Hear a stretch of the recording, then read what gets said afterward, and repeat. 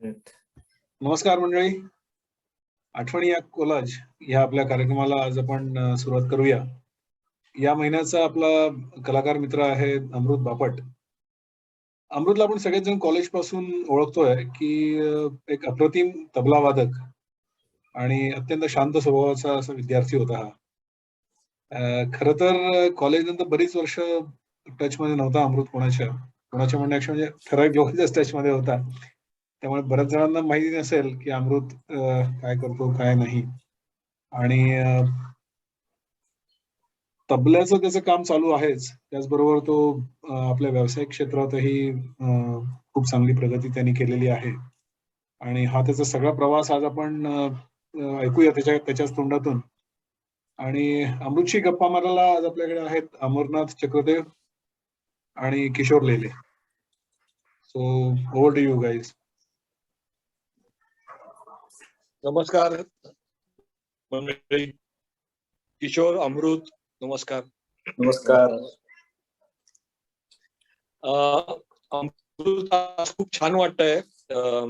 एकतर माझा आणि तुझा खूप काही जास्त सहवास नाही, पण तुझा सांगतिक प्रवास आणि एकूण तुझं तबल्यातलं जे स्किल आहे ते जेव्हा अजयच्या संदर्भात आपण एक कार्यक्रम केला होता तेव्हा खूप उत्तम प्रकारे समजला.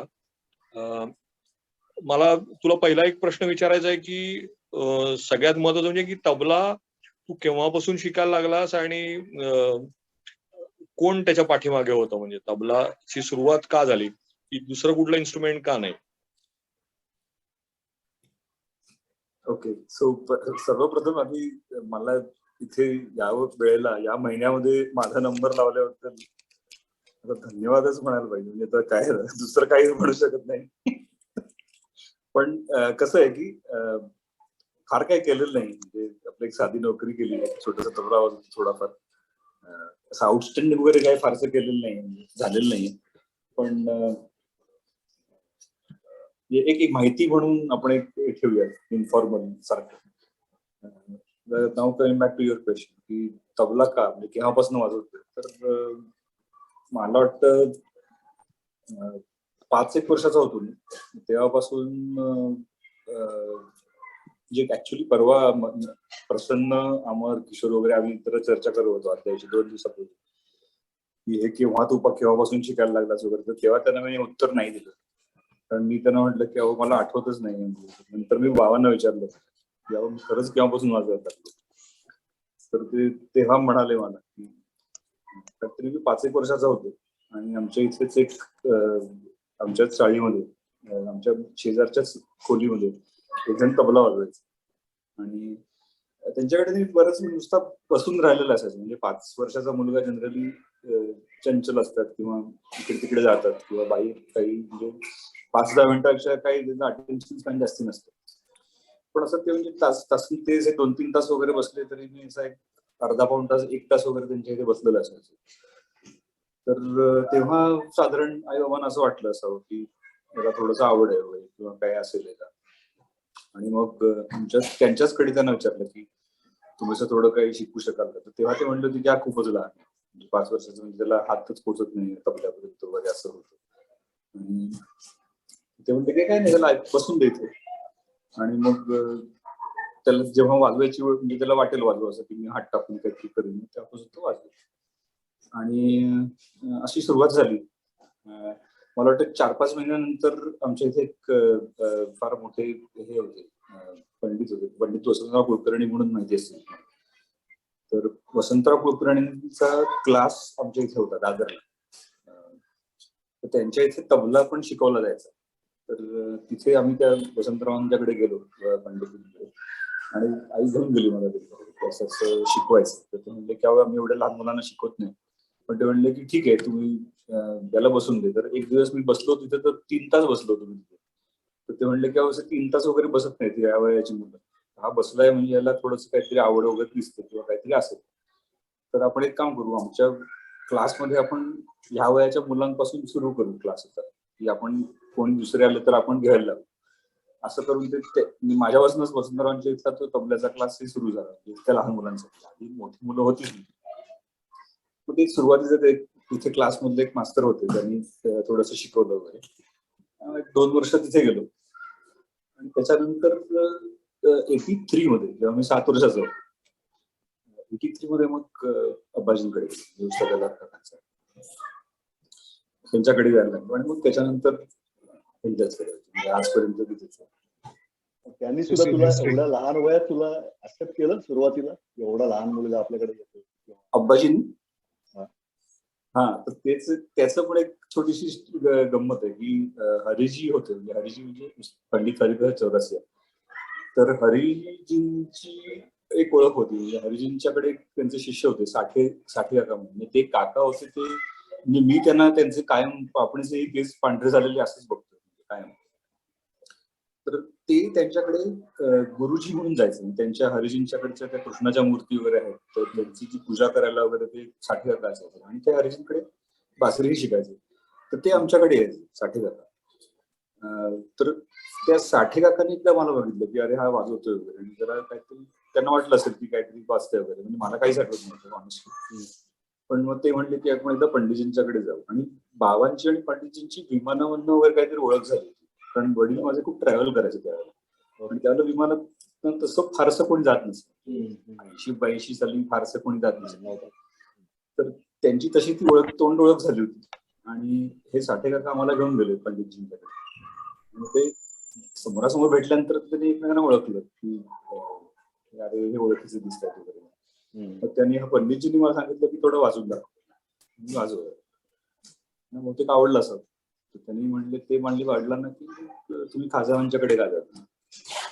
म्हणजे ते खासा वगैरे म्हणजे आता ते फारच मोठे आहेत, आम्ही सामान्य, मला काही कोणाला माहित सुद्धा नाही, म्हणजे कसं जायचं वगैरे सुद्धा माहिती. ते म्हणले की ते नेपियन्स रोडला राहतात.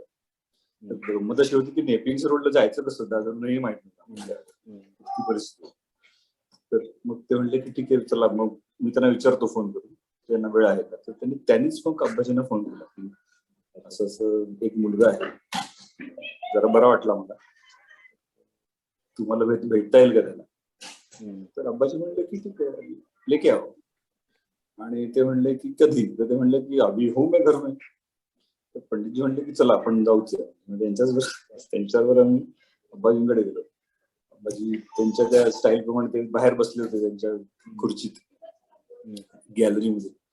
आणि त्यांनी बघितलं असं माझ्याकडे की तू बजा आहे का. मी असं काहीतरी उत्तर हो वगैरे काहीतरी म्हटलं असं. म्हणजे तर ते तिथेच एक तबला होता, तो त्यांचाच होता. म्हणजे मला नंतर बऱ्याच वर्षानंतर कळलं. तिथे ते म्हणले की वो तबला लेकर आओ. तबला आणला आणि ते म्हणले बजाव. तर काहीतरी वाजवलं.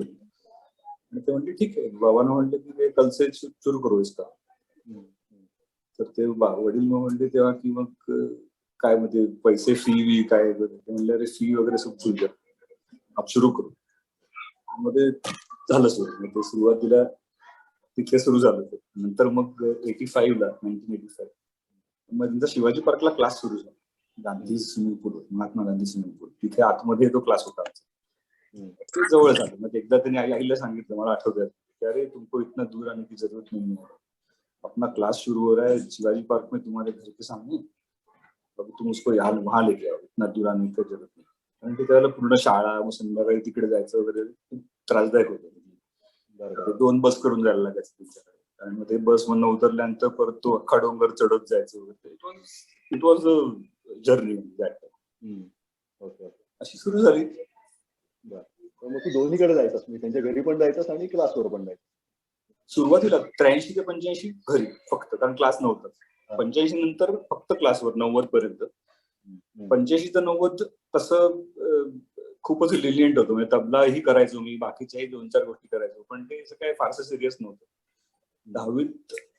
10वी नंतर मध्ये सिरियसनेस वाढत गेलं टप्प्याटप्प्याने. मग घरी पण जायला लागलो. पहिला तू युनिक माणूस बाकीचे असशील ना की हरिप्रसाद चौरसिया तुला घेऊन आल्हारखाजींकडे, अब्बासाहेबांकडे प्रत्यक्ष घेऊन गेले आणि तुला वाजवायला, म्हणजे कोणाला सांगितलं तर विश्वासच बसणार नाही याचा. अरे नाही, काय माहितीये का, हे माझं नव्हतं क्रेडिट. ते साठे काका जे होते ना, त्यांना हरिजी फार मानायचे. म्हणजे हरिजींना त्यांचं ते अगदी त्यांना वडिलांसारखे होते. साठे काकांना ते वडिलांसारखे मानायचे हरिजी. त्यामुळे कसं होतं की ते साठेकरांनी सांगितलं येऊन त्यांना की जे लडका देखो अच्छा बजाता है वगैरे, तर ते त्यांनी म्हणजे वेळही दिली, ते त्यांनी मान्यही केलं. हे सगळं महत्व तुला नंतर कळलं असेल काही वर्षांनी की अरे कोण हरिप्रसाद चौरासिया, कोण आबाजी, पण त्यावेळेला तुला काहीच मी कळलं सांगतो नाही. अरे 90 सालापर्यंत मला ऍब्सोल्यूट 90 सालापर्यंत खरं सांगतो मी, आयुष्यात खोटं नाही बोलत, 90 पर्यंत मला अजिबात माहित नव्हतं मी कोणाकडे, म्हणजे आहेत कोणतरी मोठे आहेत वगैरे एवढंच माहित होतं, असतील म्हणजे कोणतरी मोठे, अरे कोणतरी झाकीर हुसेन म्हणून आहे त्याचे वडील, म्हणजे असं होतं. म्हणजे नाव सिंगल घेतोय मी आता, पण म्हणजे त्यावेळेला तसंच होतं ना मेंटॅलिटी. 90 साली मला आठवतंय आमच्या क्लासचं फंक्शन सुरू झालं रंगभवनला, झेवियर्स कॉलेज आहे मुंबईला, त्याच्या मागच्या वेळेला दोघी तलाला. तर तेव्हा क्लासच्या फंक्शनला 2च आर्टिस्ट असायचे, एक ज्युनियर एक सिनियर. आणि ज्युनियर त्या दिवशी ज्युनियर आर्टिस्टला आशाबाई होत्या, आशा खाडीलकर, आणि त्यांना सांगण्यात आलं होतं की 1 तासात उरका तुम्हाला जे काय करायचं ते. आणि त्याच्यानंतर शिवजी सॉरी हरीजी अली अकबर खान साहेब, रवीजी आणि अब्बाजी झाकीर असा प्रोग्राम होता. आणि ते लोक हे साधारण 8:45-9ला सुरू झाला कार्यक्रम, 10-10:15 बसले लोक चौकत, आणि ते दुसऱ्या दिवशी सकाळी 5 वाजता संपलं. आणि तो प्रोग्राम ऐकला, तेव्हा असं झालं होतं की कर्मधर्माच्या योगाने मी स्टेजवर होतो त्यावेळेला. नरेंद्र खोत म्हणजे प्रभाकर पणशीकरांचा जावई आणि मी असे 2 जण तिथे होतो. तो नरेंद्र खोत जे होते ते अब्बाजींचे सिनियर शिष्य, तो आणि मी असे तिथे स्टेजवर होतो, स्टेज मॅनेजमेंट म्हणून. त्यावेळेला काय असं इव्हेंट मॅनेजमेंट वगैरे काही नव्हतं. तर त्यावेळेला मला आठवतंय की रवीजी आणि अली अकबर खान साहेब प्रोग्राम आणि झाकीर भाई तिघे स्टेजवर बसले होते आणि आलाप सुरू झाला. रवीजी आणि अली अकबर खान साहेब सुरू झाले आणि अब्बाजी ग्रीन रूम मध्ये होते बसलेले चहा पीत. आणि मी नरेंद्रला विचारलं की अरे तिकडे सुरू झालं नाही अजून, इथेच काय म्हणजे काय थांब जरा, हे असंच असतं. त्यांचा आलाप झाल्यानंतर मग ते रवीजी बोलवतील त्यांना आणि मग ते जातील स्टेजवर. जर आलाप झाल्यानंतर 1 तासांनी रवीजींनी अनाऊन्स केलं की भाई साहेब अभी आ जाइए. आणि मग ते असे अब्बाजी त्याच्यामध्ये असे ते एंटर्ड लाईक अ किंग, म्हणजे ते कमाल, म्हणजे ते मला नाही वर्णन करता येत. ते म्हणजे असं ते लाईट आणि रवीजी ब्लॅक कुर्ता आणि तो आहे म्हणजे ते इट इज बियॉन्ड एक्सप्लेनेशन. आणि ते तेव्हा साधारण अंदाज आला की हे खरंच कोणतरी फारच मोठे लोक, म्हणजे फारच मोठे आहेत कोणतरी. म्हणजे आपण त्यांच्याकडे जातो, आपण फार अगदी घरी जायचो, त्यांना अगदी आजोबांसारखं आपण ट्रीट करतो, हे काही खरं नाही, पण म्हणजे फारच मोठे आहेत कोणतरी, म्हणजे असं तेव्हा पहिल्यांदा वाटतं. आणि त्याच्यानंतर मग हळूहळू वाटत गेलं, पटत गेलं, कळत गेलं. अजूनही पूर्ण कळलेलं नाही, पण कळत जातं. म्हणजे नंतर मग ते हळूहळू. तू रिहर्स किती वेळ करायचं साधारण? एवढा वेळ मिळायचा का? शाळा वगैरे अर्धा तास. कारण काही हे नव्हतं ना, म्हणजे काही तबला वाजवायचा वगैरे असं काय. आपण तबल्याच्या क्लासला जायचं, कळलं का? म्हणजे आपण मुलं येतात ना, मला तबल्याच्या क्लासला जायचंय सर, तसं मी तबल्याच्या क्लासला जायचो, हे होतं. पण ते हळूहळू त्यात होत गेलं. म्हणजे ते अब्बाजींनी ते करून घेतलं त्यांच्याकडनं, कारण त्यांच्याकडे त्याला माझ्या वयाचं कोण नव्हतं. म्हणजे मी क्लासमध्ये सुरू झाल्यानंतर मी एकटाच होतो लहान एवढा.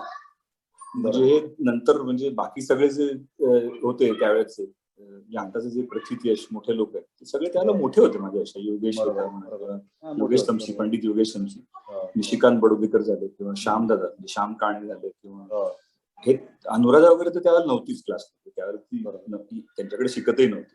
अनुराधा पाल, आदित्य नव्हता, कल्याणपूर नव्हता, म्हणजे हे सगळे लोक नंतर आलेले आहेत त्यांच्या. पण हे योगेश वगैरे पहिलाच नव्हते, त्यामुळे मी एकटाच लहान, त्यामुळे कौतुकाचाही विषय होता की जरा अरे हाफ पॅन्ट घालून कोणतरी मुलगा येते क्लासमध्ये जब्बा न घालता वगैरे, असं तेवढंसं होत होते. तुझा तबला एवढा अब्बाजींकडे तेव्हा व्यवस्थित सुरू झाला तरी सुद्धा मग तुला 12वी नंतर तू पुण्यात कसं काय आला सगळं सोडून? म्हणजे हा एक मोठा पडलेला प्रश्न आहे आम्हाला सगळ्यांना की अब्बाजी किशोर, आम्हाला फायदा झाला त्याचा, तुझ्यासारखा मित्र भेटला. हा बोल अमर, बोल. त्यातला एक मुद्दा राहिला की तो मगाशी म्हणला की तबल्याबरोबर अजून तो 1-2 गोष्टी करत होता. त्या 1-2 गोष्टी काय होत्या? आपण सांग, शाळेत काय काय करायचं? शाळेमध्ये मी क्रिकेट खेळायचो त्याला, फास्ट बॉलिंग करायचो बालमोहन शाळेत. आता माझा आकार बघून आता विश्वास नाही वाटणार, पण मला कॉलेजमध्ये तुम्ही बघितलं त्यामुळे वाटेल तुम्हाला खरं. तर त्यावेळेलाही जरा जरा वजन राखून होतो, पण असं म्हणजे असं नव्हतं म्हणजे झालेलं तोपर्यंत. पण शाळेत बॉलिंग टाकायचं, फास्ट बॉलिंग करायचं जरा. पण काय चांगलं वाईट, फॉर्च्युनेटली अनफॉर्च्युनेटली म्हणजे आता सगळं जे होतं ते चांगल्यासाठीच होतं. 10वी मध्ये मला ताप आला आणि टायफॉइड आणि निमोनिया असं एकदम झालं आणि मी 6 महिने शाळेत नाही गेलो. मी जून मध्ये शाळेत गेलो 15 दिवस पहिले, आणि त्याच्यानंतर एकदम डिसेंबरला गेलो शाळेत. म्हणजे शाळेतनं घरी पाठवलं होतं की आहे का गेला वगैरे बघायला, इतपत परिस्थिती झाली. बापरे. पण त्याच्यामुळे काय झालं की जरी खेळत होतो मी क्रिकेट 9वी पर्यंत, तरी असं झालं की 10वीत तर प्रश्नच नव्हता काही खेळायचा. 11वीत जेव्हा मी ऍडमिशन घेतली कॉलेजला, तर त्यावेळेला मी कॉलेजमध्ये म्हणजे स्वेटर घालूनच जायचो 12 म्हणजे पूर्ण वर्षभर. म्हणजे मुंबईत उन्हाळ्यात आणि सगळ्या थंडीमध्ये स्वेटर घालून जायचो. म्हणजे कल्पना करा की काय परिस्थिती असेल. म्हणजे मला शक्यच नव्हतं, इतकं वाईट परिस्थिती होती. पण आमचा कॅप्टन्स होता, तो शाळेतनं बालवनमधनं कीर्ती कॉलेज झाला होता माझ्या कॉलेज. म्हणजे फॉर्च्युनेटली सचिन तेंडुलकरही त्याच कॉलेजला होते. अच्छा. तर त्यांनी मला सांगितलं की तू नुसता ये पिचवर, तुला मी सिलेक्ट करतो. मला माहितीये तू कसा खेळतोस, तर काय प्रॉब्लेम नाही. म्हणणार तू शक्य नाही, मी स्वेटर घालून आलोय, तू बघतोयस ना, असं स्वेटर घालून बॉल बिल नाही टाकता, मला काही चान्सेस नाही. तू उगाच मला काही गळ घालू नको, आणि मी ते नाही होत, ते परवडणारच नाही. त्यामुळे ते क्रिकेट थांबलं होतं. आणि त्याचं दुसरं असं झालं एकदा की मध्यंतरी काही म्हणजे जेव्हा क्रिकेट खेळत असायचो त्याला एकदा असं झालं की बॉल लागला तोंडाला, असं एवढं मोठं तो तोंड झालं होतं, उठायला लागला तेव्हा. आणि अब्बाजींना म्हणजे अब्बाजींसमोर गेलो, तेव्हा त्यांनी विचारलं की अरे ये क्या हुआ, वो बॉल लग गई, म्हणजे कलसे क्रिकेट बंद. त्यामुळे मग तोही एक त्यात हे झाला की त्यांनीही नाहीच म्हणून सांगितलं, आणि हे झाल्यानंतर तर म्हणजे फिजिकल एक्झर्शन तर चान्सेस नव्हता हे करायचं. त्यामुळे ते. आणि पण दुसरी एक अशी गोष्ट करायचं त्याला टेबल टेनिस हे खेळायचं. शिवाजी पार्कला बेंगॉल क्लब आहे, म्हणजे माहिती असेल तुम्हाला, तर बेंगॉल क्लब पण खेळायचो. म्हणजे क्लब लेवलला मी टेबल टेनिस खेळायचो, आणि बराही खेळत असेल. कारण नंतर मी जेव्हा कॉर्पोरेटमध्ये आलो तेव्हा इंटेली ग्रुप, ऍक्सेंचर मध्ये वगैरे सुद्धा मी बऱ्याच टुर्नामेंट्सला जिंकलो होतो, म्हणजे इंटेली ग्रुप मध्ये आणि ऍक्सेंचर मध्ये सुद्धा. पण ते तसं तेवढंच तसंच होतं, म्हणजे त्यात काय फारसं काही करत नव्हतं, ते खेळ होतं टेबल टेनिस. आणि स्विमिंग चालू होतं, कारण स्विमिंग होतच म्हणजे समोर. त्यातही एक किस्सा आहेच. म्हणजे मी काय करायचो, संध्याकाळी आमचा क्लास असायचा अब्बाजींचा 2 दिवसाचा, आमचा स्विमिंग पूलवरच क्लास होता, अगदी लागून त्याला. किशोरला माहिती आहे, किशोरनी बघितलंय. म्हणजे एंट्री स्विमिंग पूल म्हणूनच एंट्री होती आमची. तर त्याचं असं होतं की मग मी काय करायचो, मला माहित होतं की अब्बाजी बाहेर येतात मध्ये, असं त्यांना सिगरेट वगैरे पाहिजे असायचं. म्हणलं आपण ना संध्याकाळी जाऊ, जरा अंधार पडला ना की मग तिथे पोहत आहे, मग अब्बाजींना दिसणार नाही आपण पटकन वगैरे, असं म्हणून मग आम्ही जायचो. पण एक दिवशी काय झालं की काय म्हणजे तर मी असा बाहेर आलो पाण्याच्या, आणि समोरनं अब्बाजी आले चालत. माझ्याकडे बघितलं त्यांनी आणि म्हणले तू नंगा क्या कर रहा है, कपडे पहन और अंदर जाके बैठ. मग ते तिथे स्विमिंगही बंद झालं. म्हणजे त्याच्यानंतर स्विमिंगलाही हे झालं. म्हणजे तिथपासून सगळं म्हणजे सगळं हळूहळू ते कसं कर्टेल होत गेलं, की फोकस होत गेला तो. क्रिकेट गेलं, टेबल टेनिस गेलं, स्विमिंग गेलं, मग एक तबला फक्त उरला राहिला शेवटपर्यंत. आता कमिंग टू 12वी, आता मी ह्याच्या पुढचं जे आहे ते माझं म्हणजे जर्नी असं जर म्हणेल तर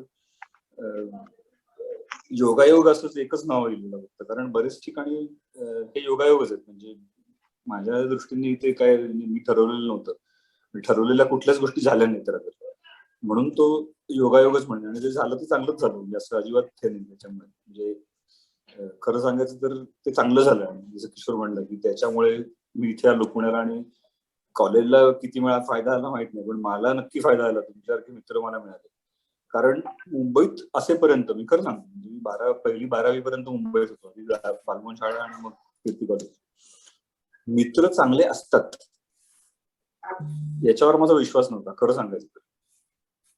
म्हणजे आधी मित्र असतात त्याच्यावरच माझा विश्वास नव्हता. म्हणजे ओळखीचे आणि मित्र हे दोन फरक करायचो त्याला. तर ओळखीचे खूप लोक होते, पण मित्र असे कोणीच नव्हते, म्हणजे कधीच नव्हते.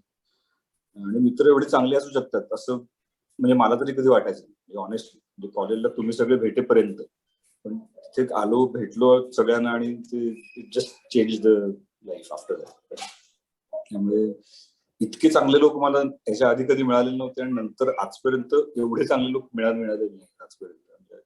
Gift of God. मी म्हटलं तसं आमलाही फायदा take झाला, this तू पुण्यात compliment. आलास म्हणून. पण तू कसं काय आलास, पण म्हणजे पुण्यात कसं काय आलास? पुण्यात असं झालं की ऍक्च्युली 12वीत सायन्सला होतो त्यामुळे इंजिनिअरिंगला वगैरे मार्क चांगले, म्हणजे 12वीला मार्क चांगले मिळत होते.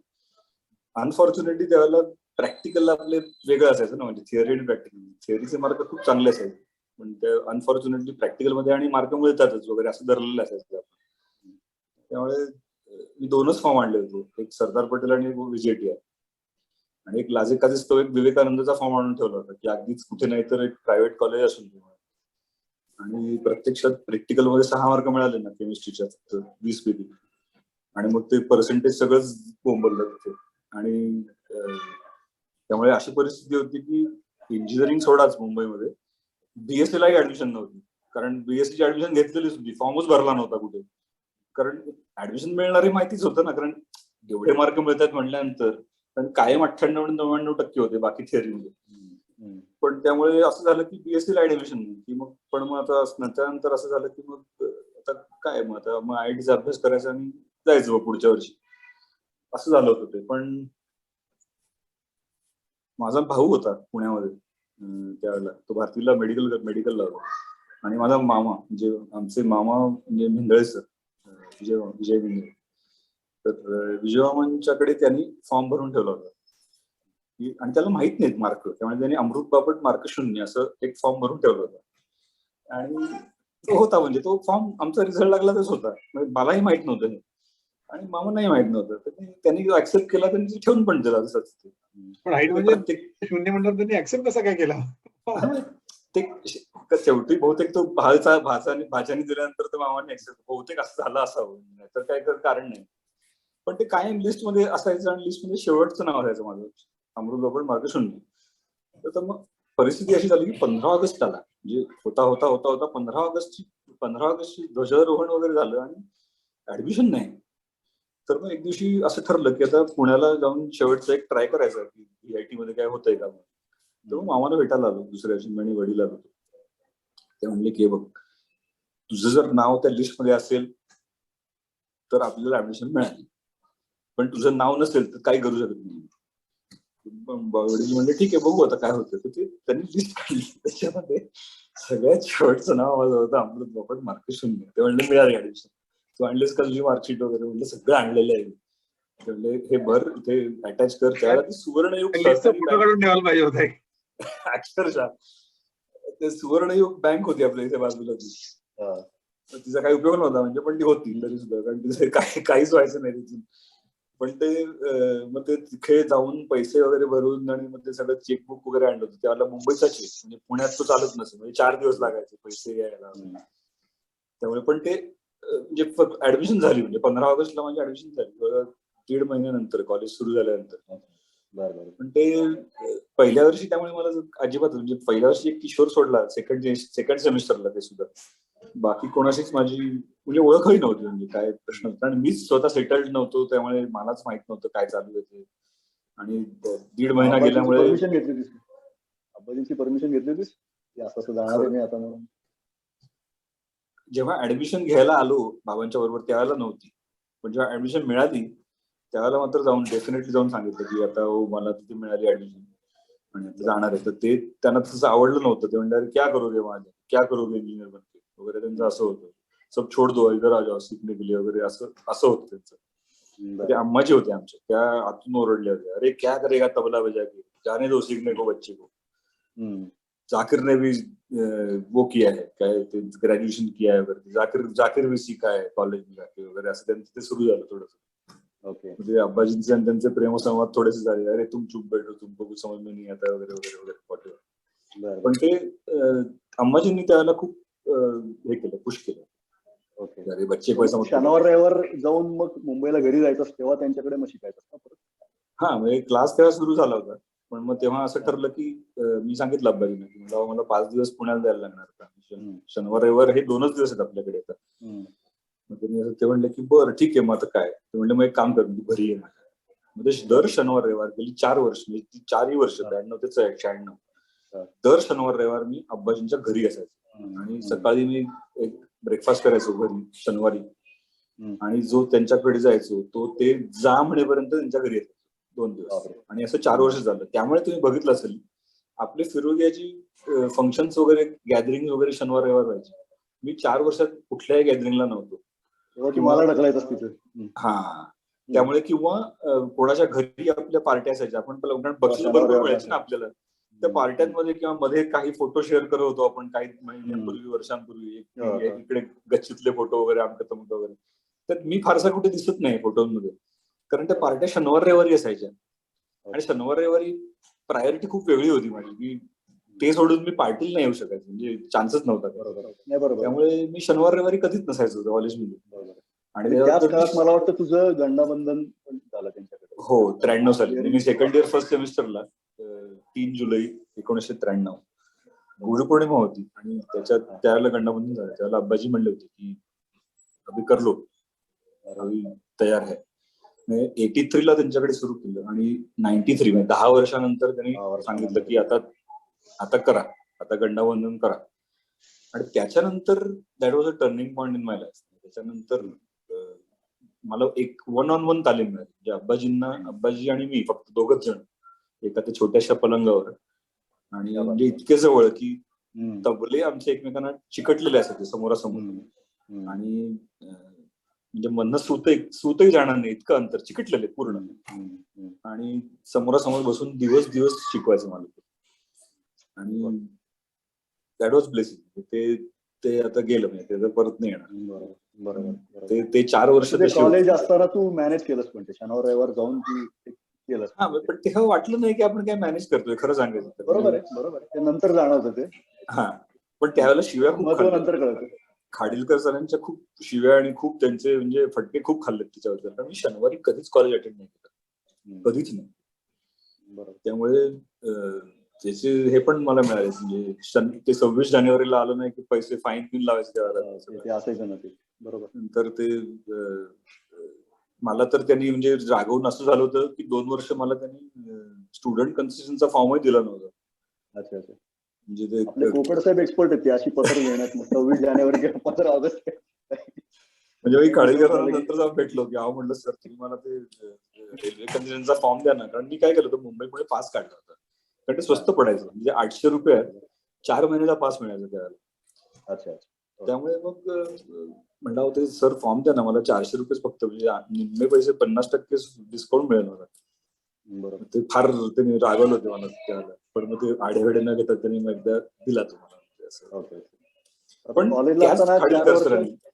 त्याच खाडीलकर सरांनी एक आठवण अशी पण आहे की मला आठवतंय की गंडाबंधन जस्ट झालं होतं माझं, आणि त्यावेळेला पुण्यामध्ये पंडित सुरेश तळवकरांनी अब्बाजींचं वर्कशॉप केलं होतं 4 दिवसांचं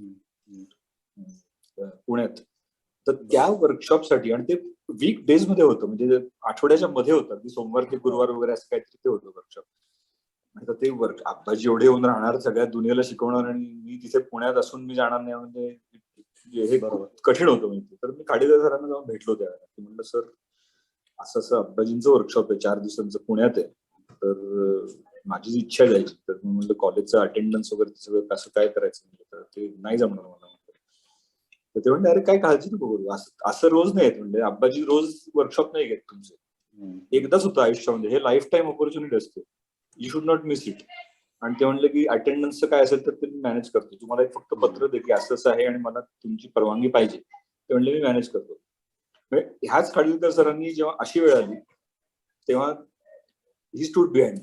नाही बरोबर, असं नाही करत, नाही तर कशाला प्रिन्सिपलला काय आपलं एक फर्स्ट इयरचा मुलगा त्याला काय देणं घेणं. तोपर्यंत काय असं कॉलेजमध्ये काय इंटर कॉलेज पार्टिसिपेट पण केलं नव्हतं, मला काही बक्षिसं मिळालं नव्हतं, असं काही झालं नव्हतं तोपर्यंत, ओळख सुद्धा नव्हती. म्हणून आपण यासाठी आपण परत एकदा आता या माध्यमातून पण खाडीलकर सरांना धन्यवाद देऊ. त्याच्यामुळे पण आपला काही असे जॉईन पण झाले होते ते काही.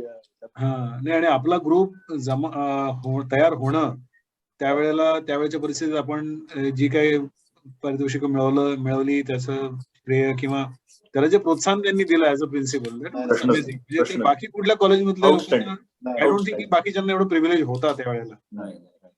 आणि अजूनही ते कॉन्टॅक्ट मध्ये, म्हणजे हा त्यांचा मोठेपणा आहे खरं म्हणजे. हो, नाही तर असं इनफॅक्ट कोण आज करेल ना आज सुद्धा कोणाचं. त्यांचा मेसेज आला होता की आज त्यांना बाहेर गावी जायचंय, अच्छा, तर त्यांनी म्हणून आवर्जून मला लिंक मागवली आहे रेकॉर्डिंगची. Okay okay okay okay. म्हणजे आता हा प्रसंग खाडीलकर सरांना आठवत सुद्धा नसेल, पण नाही काही खरंय.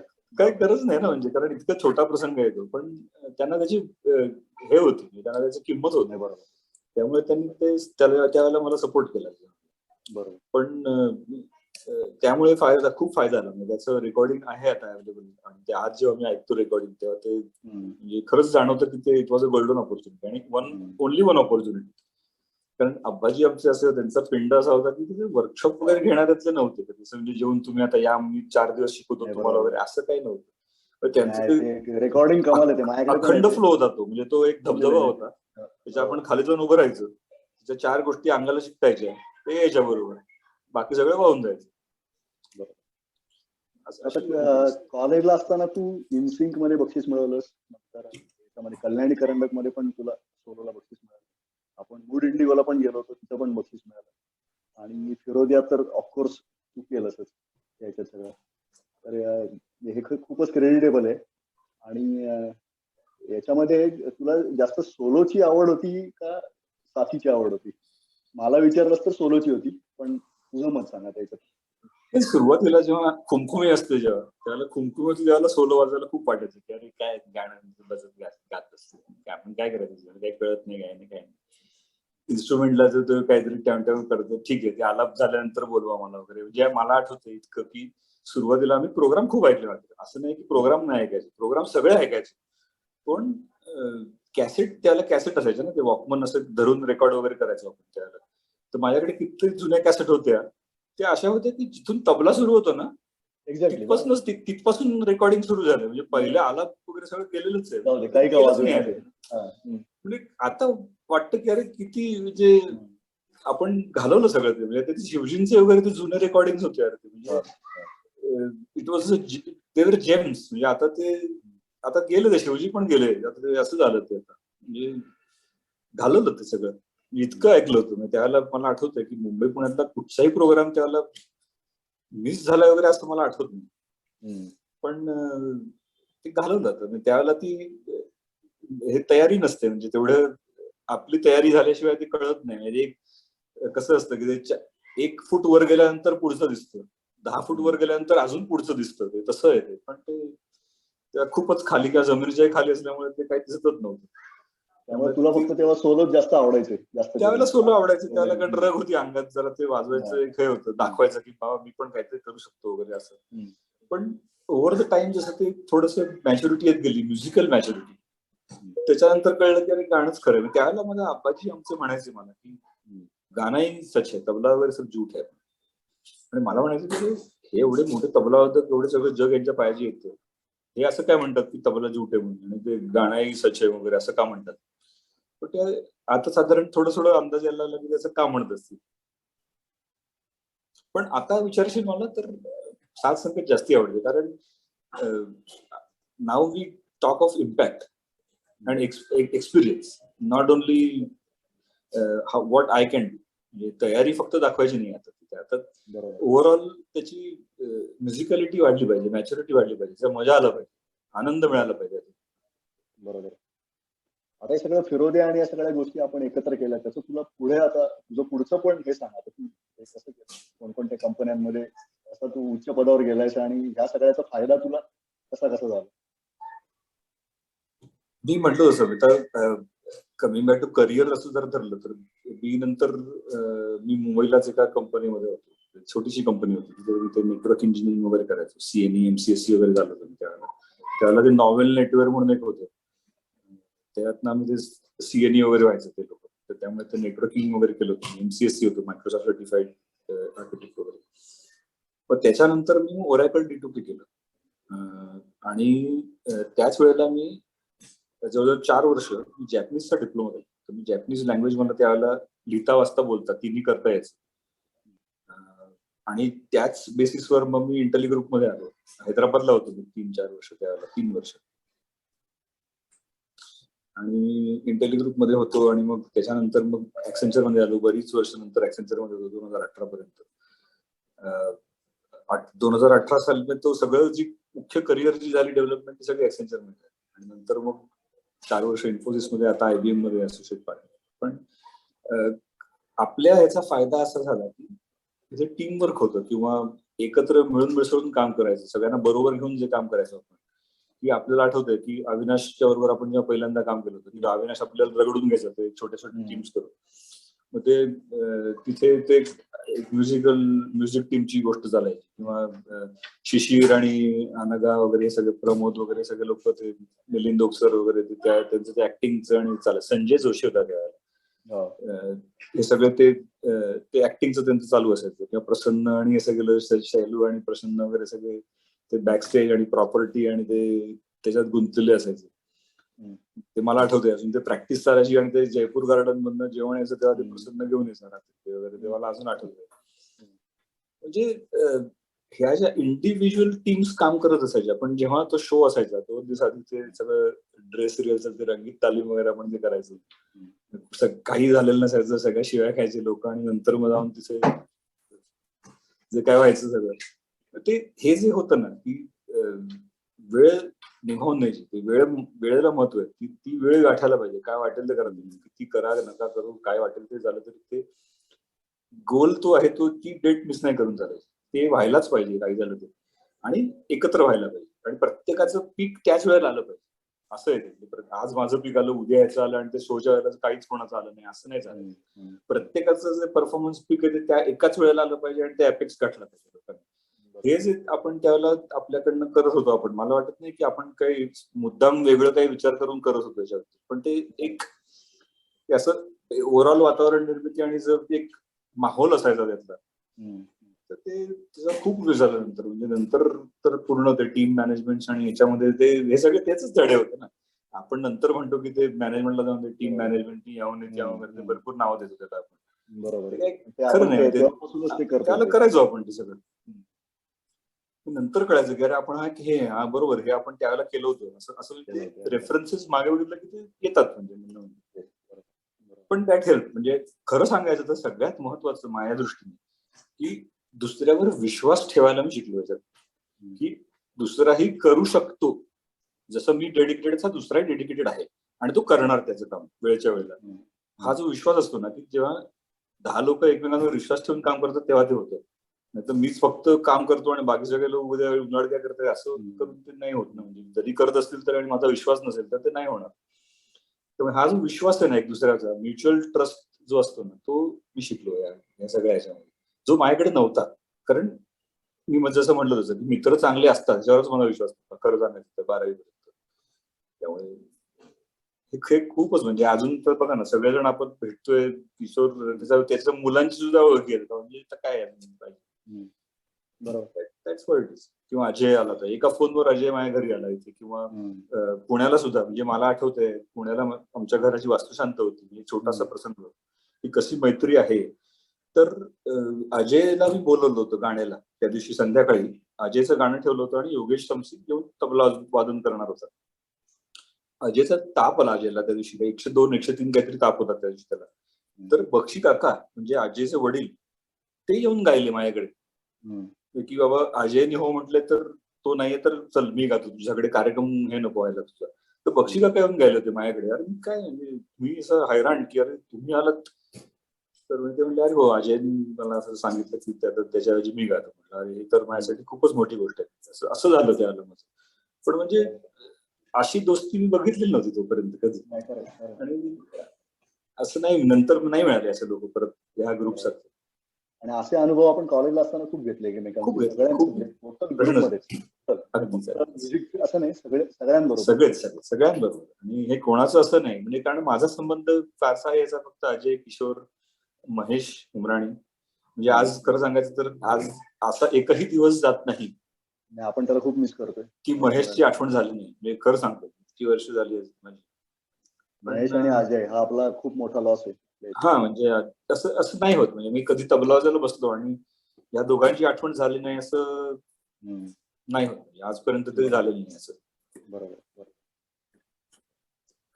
असो, पण ते म्हणजे हे असं इतके चांगले लोक मिळाले ना, भेटले मला सगळे तुमच्या. इट वॉज अ योगायोग.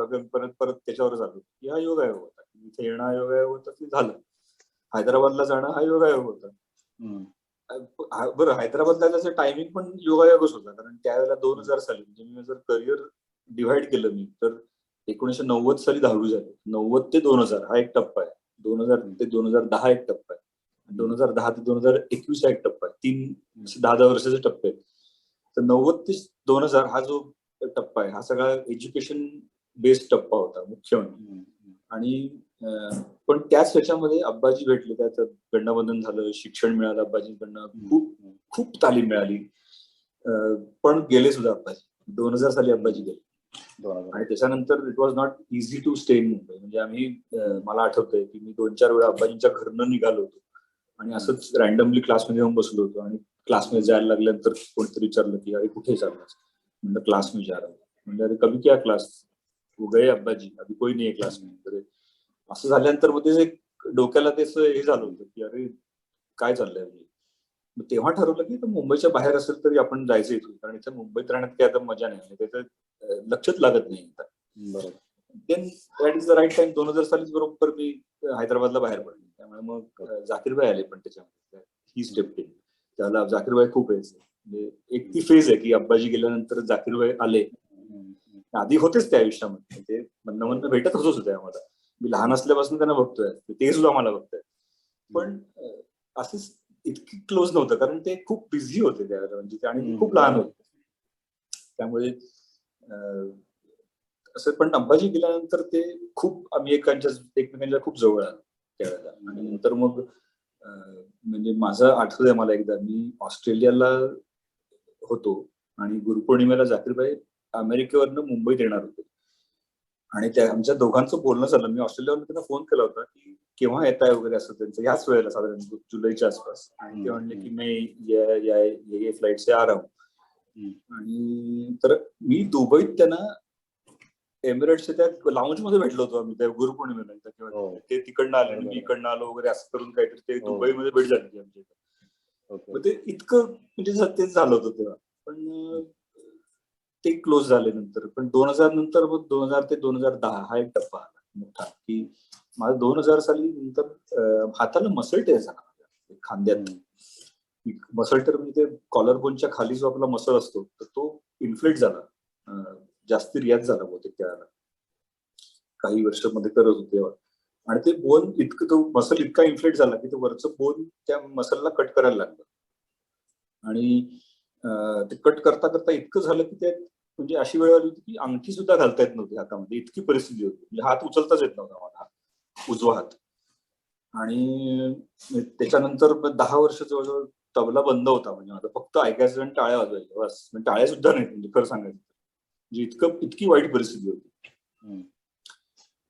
पण मग 2010 साली परत योगायोग, म्हणजे ज्या दिवशी सुरुवात झाली तबला वाजवायची, परत इच्छा आणि सुरुवात दोन्ही झाली. एक असं प्रसंग झाला की मी एका मित्राकडे गेलो होतो आणि कोणीतरी इंट्रोड्यूस केलं मला की हा ते लडका खासाहेब त्यांचा शिष्य म्हणतात. अरे मला काही येत नाही वाजता, मी 10 वर्ष तबला बघितलेलं नाही. म्हणला मी तुला जसं येईल तसं वाजव वगैरे, असं ते झालं आमचं सगळं बोलणं. आणि मी ते वाजवायला लागलो आणि ते ठेकाही साधा 3 तालचं ठेकाही लावता येणार, जे अगदी बेसिक जे पहिल्या दिवशी शिकतो आपण तेही लावता येईल मला. आणि it was an eye opener.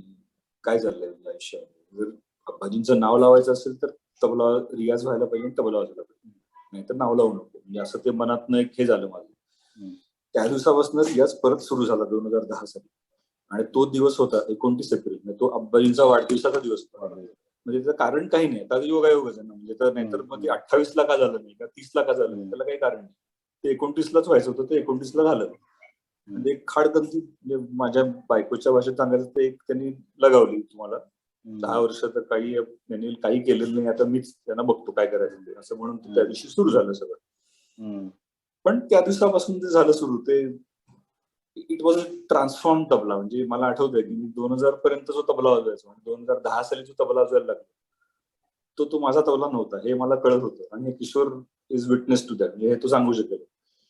तर इट वॉज डिफरंट. म्हणजे त्याच्यानंतर मग खूप रियाज. 2011ला तुझ्या घरी प्रोग्राम झाला होता गोकुळाष्टमीला. बरोबर, करेक्ट. तो पहिला प्रोग्राम. मग त्याच्यानंतर 2011 सालापासून मी गोकुळाष्टमीला माझ्या घरी कार्यक्रम करायला लागले. तोपर्यंत असं झालं होतं की आम्ही मुंबईचं म्हणजे दादरचं माझं चाळीतलं घर सोडून आम्ही ठाण्यात आलो होतो. जरा थोडी मोठी जागा वगैरे होती आहे म्हणजे. तर मग तिथे मग हॉलमध्ये कार्यक्रम, तिथे 30-40 लोक बसतील असा एक मोठा हॉल आहे. त्यामुळे तिथे कार्यक्रम करायला लागलो आम्ही की गोकुळाष्टमी. मग कुठला दिवस, तर मग गोकुळाष्टमी असा एक चांगला दिवस धरून कार्यक्रम करायला लागलो.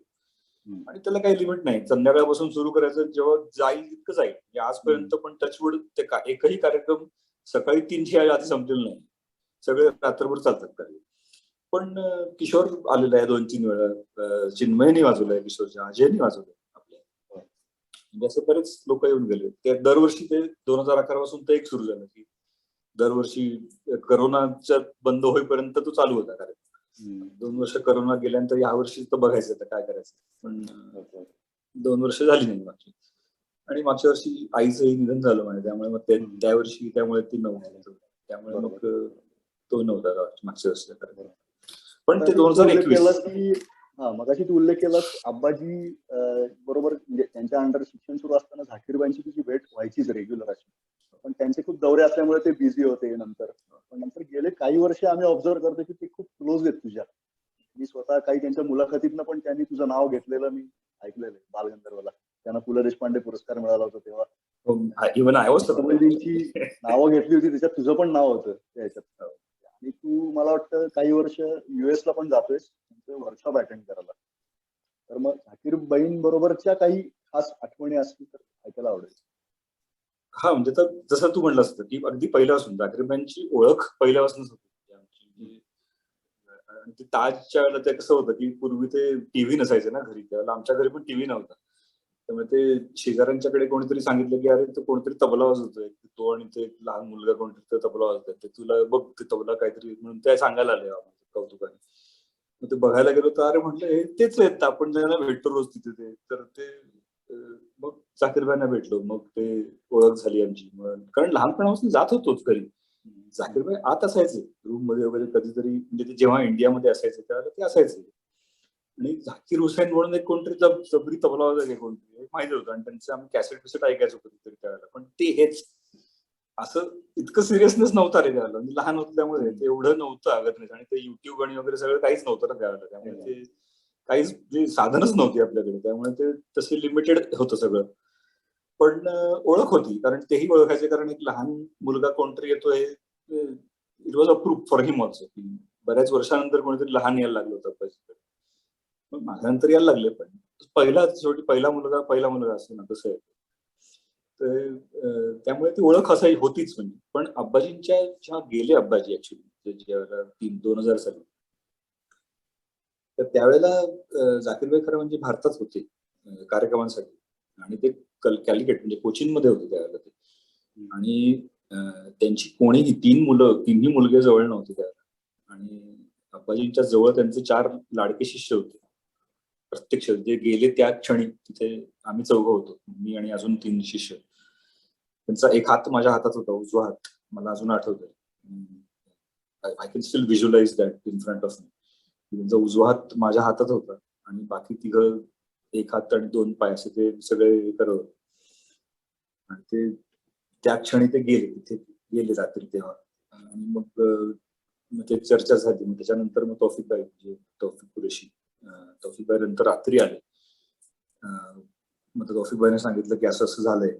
मग ते आमची चर्चा झाली की मग आता लोकांना कसं कळवायचं, की कारण अनाऊन्स केलं जर का तर ते झाकीरबाईंना पण कळणार कोचीनमध्ये, कारण कोचीनमध्ये झाकीरबाई बाय कार कॅलिकटवरनं कोचीनला येणार होते सकाळी. कारण रझिया अप्पांचं म्हणजे झाकीरबाईंची मोठी मुलगी, मोठी बहीण, अब्बाजींची मोठी मुलगी रझिया अप्पा, त्यांचं ऑलरेडी निधन झालं होतं आदल्याच दिवशी. तर त्यामुळे त्यांना कळवलेलं होतं झाकीरबाईंना की असं असं झालंय. तर झाकीरबाई म्हणलं होतं की ड्रायव्हिंग करून येणार. त्यामुळे आम्हाला सगळ्यांनाच टेन्शन की आता कळवायचं तरी पंचायत, न कळवायचं तरी पंचायत, म्हणजे कारण हे ड्रायव्हिंग करून येणार तर ह्यांना अशी न्यूज देणं बरोबर नाही. ते सगळंच ते भयंकरच होतं म्हणजे सगळं. त्या दिवशी रात्री ती फार भयानक गेली रात्री. आणि समहाऊ ते सकाळी 6 वाजता आम्ही त्यांना ते कॅलिकटला आल्यानंतर त्यांनी तिकडनं फोन केला मला की मी पोहोचलोय.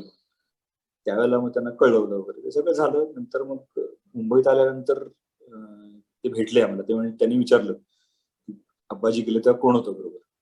त्यावेळेला आम्ही चौघं होतो, तर ते आम्हाला चौघांना त्यांनी असं त्यावेळेला ते घेतलं होतं तिथे गोळ्यामध्ये. तर ते चौघं आम्ही ते कायम त्यांच्या बरोबर आजही आहोत. चौघही जण ते म्हणजे असतो. म्हणजे आम्ही म्हणजे फोन केला, मेसेज केला तरी त्यांचं येतं, त्यांचं उत्तर किंवा असं येतं. बरोबर. पण ते तसं ते त्यांना हे आहे खूप, म्हणजे त्यांना माहिती आहे ना की लहानपणापासून हे लोक येत आहेत आणि इतकी वर्षांचं काय हे आहे सहवास, त्यामुळे ते तसं असतं. पण ते एक त्याच्यानंतर मात्र ते कायम भेटत राहिले. मग ते मुंबईत यायचे तेव्हा आम्ही भेटायचो, किंवा मी नंतर हैदराबादला होतो, त्यामुळे भेट कमी व्हायची. मग ते हैदराबादला की मी हैदराबादला जाऊन भेटायचो त्यांना. मग तिथे मात्र खूप दिवसभर छानपैकी मस्तच जायचं आमचं. म्हणजे अख्खं सकाळपासून ते अगदी असायचे माझ्या ताब्यामध्ये. सकाळपासून दिवसभर त्यांच्याबरोबर बसायचं, शिकवायचे ते हॉटेलमध्ये, संध्याकाळी कार्यक्रमाला जायचं, ते अख्खा दिवस मग ते स्पेंड करायचं. आणि मग मी काय करायचो की ऑफिसच्या कामामुळे मी अशी माझी टूर अरेंज करायचो की त्यांना मुंबईच्या बाहेरच भेटता येईल असंच मी ऍडजस्ट करायचो. ऍक्च्युअली सगळं जेव्हा होतं त्यावेळेला कामानुसार की आज काय दिल्लीत गेले, उद्या बँगलोरला गेले, चेन्नईला, हैदराबादला वगैरे, असं मी ऍडजस्ट करायचो. कारण मग टूरही व्हायची, त्यांना भेटणंही व्हायचं. कारण मुंबईच्या बाहेरनं त्यांना थोडं शांतता असायची डोक्याला, लोक नसायचे, भेटायला जरा वेळ मिळायचा त्यांना. त्यामुळे मग ते शिकायला वगैरे छान मिळायचं. मग त्याच्यात use to spend lot of good time, असं ते झालं ते त्यावेळेला. आणि मग नंतर तर त्यांचं जे वर्कशॉप सुरू झालं तेव्हा ते कसं असतं ना, पण ते प्रत्येक गोष्टीची वेळ यायला लागते. 2010ला जेव्हा मी म्हटलं मी परत रियाज सुरू केला, it was a transform tabla. ते 2010 ते 2015 हे 5 वर्ष कचकून रियाज झाला त्यावेळेला. म्हणजे it was really a blessing. खूप रियाज केला त्यावेळेला. तो रियाज झाल्यानंतर जेव्हा तयारी झाली तर त्यांना कशी कळली नाही माहिती मला, पण ती त्यांना कळली. आणि मग त्यांनी सांगितलं की अरे वर्कशॉप में क्यों नहीं आते तू? मतलब वो तो आपका यूएस में रहता है. बोले हाँ, तो मैं कहाँ बोल रहा हूँ कि इंडिया में होता है, तो यूएस में होता है. बोले आ जाओ, अगर मौका मिले, अगर पॉसिबल है तो आ जाओ. मग ते थोडंसं जुगाड ऑफिस मधनं अमकं तमकं ते टूर बिर ऍडजस्ट करून, क्लायंट ऍडजस्ट करून, थोडंसं आपले पैसे घालून वगैरे सगळं ते मॅनेज करून पोहोचलो तिथे एकदा पहिल्या वर्षी. आणि तो जो एक्सपिरियन्स होता 10 दिवस त्यांच्याबरोबर अखंड, त्याच्यानंतर रोजचे किती तास? अरे हा माणूस नाहीच आहे, तो दिसतो माणसासारखा खरं सांगायचं तर, बोललाच म्हणून सांगतो. अरे ते संध्याकाळी आमचं वर्कशॉप असायचं, संध्याकाळी 4 ते रात्री किती असं वर्कशॉप असायचं. ते 4 वाजता ते येऊन स्टेजवर बसायचे, 4 वाजता संध्याकाळी 4 PM. हा माणूस अरे उठतच, अरे मांडी नाही हलवत हा माणूस. तो 4 वाजता तू येऊन बसायचे तर रात्री 12 वाजेपर्यंत तिथे स्टेजवर बसलेले असायचे. अरे ते उठायचेच नाहीत आणि आम्हाला सांगायचं की तुम्ही उठा, बाहेर खाऊन या, नाही तर ते हॉटेल बंद होतील, आमचं तुमकं वगैरे म्हणून ते आम्हाला हाकलायचे तिकडनं. मग ते मध्ये पटकन आम्ही 15 मिनिटात जाऊन यायचो. हे बसलेले असायचे तिथे. म्हणजे अरे ते काय स्टॅमिना आहे, म्हणजे तबला वगैरे फार पुढची गोष्ट आहे. म्हणजे आपण वाजवून रियाज करून वाजव वगैरे पुढचं आहे. बसतात आलं पाहिजे 8-9 तास इतकं एक मांडीनं हलवतात. आणि असं 5-6 दिवस ना, असंच सलग 5 दिवस 5-6 दिवस. अरे म्हणजे आणि परत सकाळी घरी त्यांना भेटायचं वगैरे, जेवायला जायचं एकत्र वगैरे, मजाच होती म्हणजे सगळी. मग ते सकाळी ते आमचे सगळे ते तिथे बसलेले असायचे लोक, मग ते कधी येणार सकाळी, अरे क्या चल रहा है वगैरे, मग ते टाइमपास. आणि मग ते त्यांच्या बरोबर ते मग कधी ढोलक वाजवायचे, कधी गायचे, मग जेवायला घेऊन जायचे. अमेझिंग, म्हणजे लिटरली अमेझिंग, म्हणजे मला शब्द नाही दुसरा. एक आठवण अशी त्यातली की एका वर्षी असं झालं की त्यांचं म्हणजे त्यांचं कसं असतं, वर्कशॉप झाल्यानंतर ना शेवटच्या दिवशी जेवण असतं कुठेतरी एका छान ठिकाणी. तर ते आम्ही जेवायला गेलो आणि ते लास्ट मिनिटला काहीतरी त्यांचा प्लॅन चेंज झाला आणि त्यांनी ते चेंज केलं हॉटेल. ते कुठल्या तरी हार्बरला ते हे होतं हॉटेल होतं. पण ते आम्हाला माहित नाही की ते हार्बर म्हणजे काय कशासाठी केलं तिथे वगैरे. ते हार्बरला चेंज केलं, तर सगळे हार्बरला आले आणि मी आणि अनु आमचा मित्र, ते आम्ही दोघं जण आम्ही चाललो होतो त्या हार्बरला. आम्हाला त्यांनी हे केलं होतं, लोकेशन पाठवलं होतं कोणीतरी. आणि त्याचं वाटेत असताना फोन वाजला, बघितलं तर जाकीर भाईंचा फोन. आत्ता का फोन करते? म्हणलं की काय झालं, तर ते म्हणलं की हार्बरला तिथे मी मुद्दाम ते सगळं शिफ्ट केलंय, तर तुम्ही येताना सामान घेऊनच या तुमचं चेकआउट करून, तुम्हाला तिथे बस मिळेल एअरपोर्टला जायला, म्हणून मी तिकडे सगळं शिफ्ट केलंय मुद्दाम. आणि मग आम्ही परत हॉटेलला गेलो, सगळं सामान पॅक केलं, चेकआउट केलं आणि सगळं सामान घेऊन तिथे गेलो. आणि मग ते तिकडनं आम्हाला सोडायला त्या हार्बरच्या त्या बस स्टँडला आले होते. त्या बस स्टँडवर आम्ही फक्त 3घच जण होतो. आम्ही दोघं, माझा एक मित्र, मी आणि जाकीर भाई, 3घच जण होतो. आणि तिथे बसलो होतो आम्ही. ती बस येईपर्यंत थांबले आमच्या बरोबर. त्याने आम्हाला चेक इन करून दिलं. त्यांनी सांगितलं की $21 तिकीट आहे. तर ते म्हणले की अरे ते $20ची नोट आहे तुमच्याकडे, ते $1ची नोट आहे का तुझ्याकडे? म्हणलं नाही. म्हणजे थांब मी देतो, मला माहिती होतं तुम्ही आणणार नाही. आणि मग ते त्यांनी त्यांचे $2 काढून ते तिथे जाऊन दिले होते आम्हाला. तर ते इतका तो माणूस आहे ना मोठा की हे सगळं नाही तर कशाला कोण कोणासाठी लक्षात ठेवत काय पडले. ते खूप किती मोठे आहेत. तर कोण कुठून मी काही आलेलो, माझ्यासाठी त्यांनी अख्खं सगळ्या 50 लोकांना चेंज करून त्यांनी त्या हार्बरवर बोलवलं. आणि ते तेवढ्यासाठी मला सोडायला आम्हाला दोघांना तेवढं चालत तिथपासून त्या हार्बरच्या बस स्टँड पर्यंत आलं. अमेझिंग. म्हणजे ते मला आठवतंय की आम्ही तू पण खूप भाग्यवान आहेस. एवढ्या मोठ्या माणसाची तुला संगत मिळते. एवढं खूप डाऊन टू अर्थ माणूस आहे. नाही, मोठं, फारच मोठे माणसं. आम्हाला अभिमान आहे त्याचा की तुला एवढे ते मानतात आणि एवढं तू त्यांच्या क्लोज आहेस. आम्हालाही खूप आनंद होतो या सगळ्या गोष्टीचा. आणि अब्बाजींबरोबर आणि कसं झालं ना की लहान असल्यापासून या लोकांना बघत आल्यामुळे असा तो एक त्याची भीड असते ना, ती भीड नाही राहिली. की एक घरचंच कोणतरी असल्यासारखं झालं. म्हणजे त्यामुळे तसंच भीती नाही वाटत. म्हणजे त्यांची प्रेमाचा धाक असतो किंवा एक त्यांचा तो मोठेपणाचा हे असतो, ते असतं थोडं. पण भीती वगैरे नाही वाटत, कारण आजोबांसारखंच बघितलंय अब्बाजींना कायम. त्यामुळे असं कधी झालं नाही मला की कधी घाबरलोय वगैरे असं काय. असं नाही. उलट अब्बाजी तर माझ्या घरी आले होते दादरला. तर एकदा असं झालं की ते कर्नाटक संघला कार्यक्रम होता, म्हणजे अगदी घराच्या बाजूला आमच्या. ते म्हणले की अरे तू तो यही रहता है ना बाजू में? म्हटलं हा अब्बाजी. तर म्हणलं ठीक आहे, तुम्हारे घर में खाना खाने आएंगे. लास्ट मिनिट ना सगळं कार्यक्रम चालू असताना झालं. म्हटलं ठीक आहे. आता मी माझ्या बरोबर एक मित्र होता कल्याणपुरात, त्याला म्हटलं की अरे तू एक काम करते ना, जरा थोडं असं लांबून घेऊन ये, तोपर्यंत मी हॉटेलमध्ये जाऊन काहीतरी भाजी घेऊन येतो. म्हणजे असं, कारण आई वडील त्याला बाहेर गावी गेले. ठीक आहे. तो घेऊन आला, तोपर्यंत मी सगळं ते व्यवस्था केली होती. आणि त्याला काय मोबाईल वगैरे नव्हते. झालं ते वेळेत सगळं. आणि घरी आल्यानंतर ते बघितलं की अरे ते म्हणजे तू हॉटेल का खाना लगता है? हाँ भाई, माँ नहीं है घर में, बाहर गाँव गई है. म्हणजे अरे पहिले बोलते हम लोग खाना बना करके खाते. म्हणजे कळलं का? म्हणजे असं प्रेम आहे त्यांचं. इतकं ते हे होतं ना की अमेझिंग. म्हणजे दुसरा शब्द नाही मला. नाही खरंच. ते गेले आणि ते आता नाही मिळणार. बरोबर. ठीक आहे अमृता, आता आपण या गप्पांच्या थोडं शेवटाकडे येऊ आता. तर आता आपण प्रसन्न आणि अमरला पण विचारू, त्यांचे काही प्रश्न असतील किंवा इतर पण आपल्या मित्रांना विचारायचं असेल तर. एक साधा प्रश्न अमृत. या सगळ्या म्हणजे कमिटेड लाईफ स्पॅन मध्ये, पर्टिक्युलरली कॉलेजच्या पिरियड मध्ये सबमिशन हा एक मोठा टॉपिक असतो. तो कसा मॅनेज करायचा? आता सांगायला हरकत नाही. ऐकणार आहे बरं का.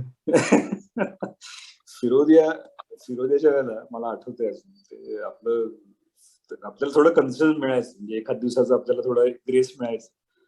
पण त्यावेळेला माझे मित्र म्हणजे इलेक्ट्रॉनिक्सला आमचे जे मित्र होते, स्मिता आणि आरतीला माहिती असते, मंदार बापट, म्हणजे बरेच लोकांना माहिती सुद्धा असेल मंदार. तर मंदार बापट आणि अमित भावे म्हणून एक माझा मित्र होता. तर आम्ही दोघं, म्हणजे आम्ही 3 जण मंदारच्या घरी रात्रभर बसायचो त्याला सबमिशनच्या वेळेला. आणि ते सहकारी तत्वावर काम चालायचं की सगळी चित्र, म्हणजे सगळे ते डायग्राम्स मंदारनी काढायचे. त्याचे ते रिडिंग्स आणि ते टेबल्स असतील ते अमितनी करायची, ग्राफ अमितनी काढायचे. आणि मी नुसतं लिहित राहायचं. काय लिहितोय काय माहित नाही, सगळं शेवटी कळायचं म्हणजे नंतर वाचल्यानंतर. पण ते सगळं लिहून काढायचं. असं सहकारी तत्वावर 1-2-3 वर्ष जवळजवळ झालं होतं ते. पण इट वॉज फन. म्हणजे त्यातही एक मजा होती. मजा यायची. म्हणजे त्रास व्हायचा पण मजा यायची. तू आणि मगाशी हे बोलताना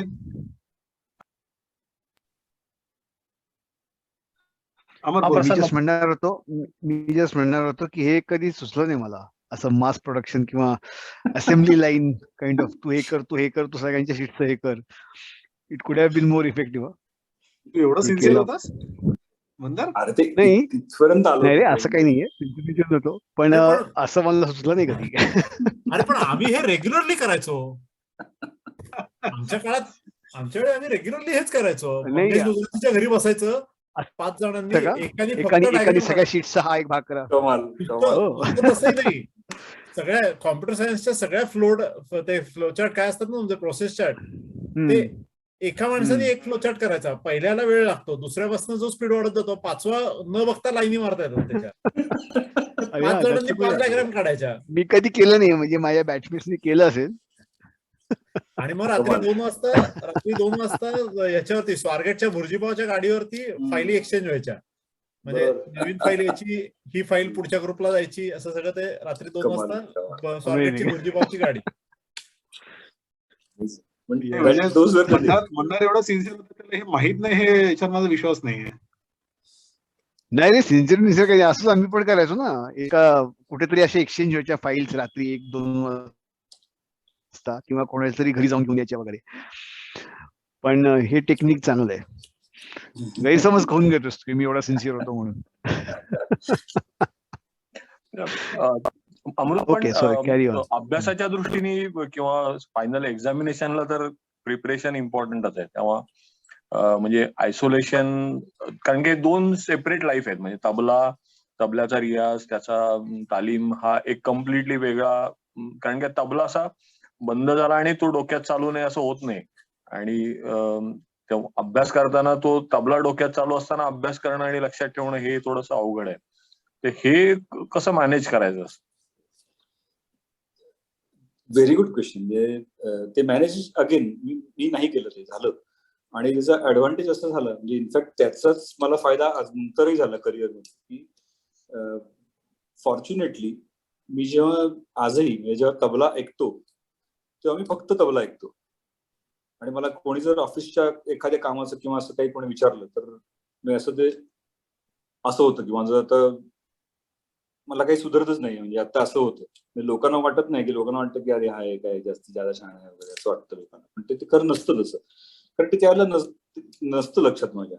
पण त्याच क्षणी जेव्हा जाकीरबाईंचा तबल्याचा कार्यक्रम संपतो किंवा दुसरा कुठलाही तबल्याचा कार्यक्रम संपतो आणि जेव्हा तो बंद होतो ना कार्यक्रम, त्या क्षणी तो कार्यक्रम तिथेच बंद होतो आणि दुसरं सगळं आठवायला लागतं त्याच एकाच क्षणात. आणि त्यावेळेला जर का कोणी तबल्याचा फोन आला मला तर मला नाही आवडत. मग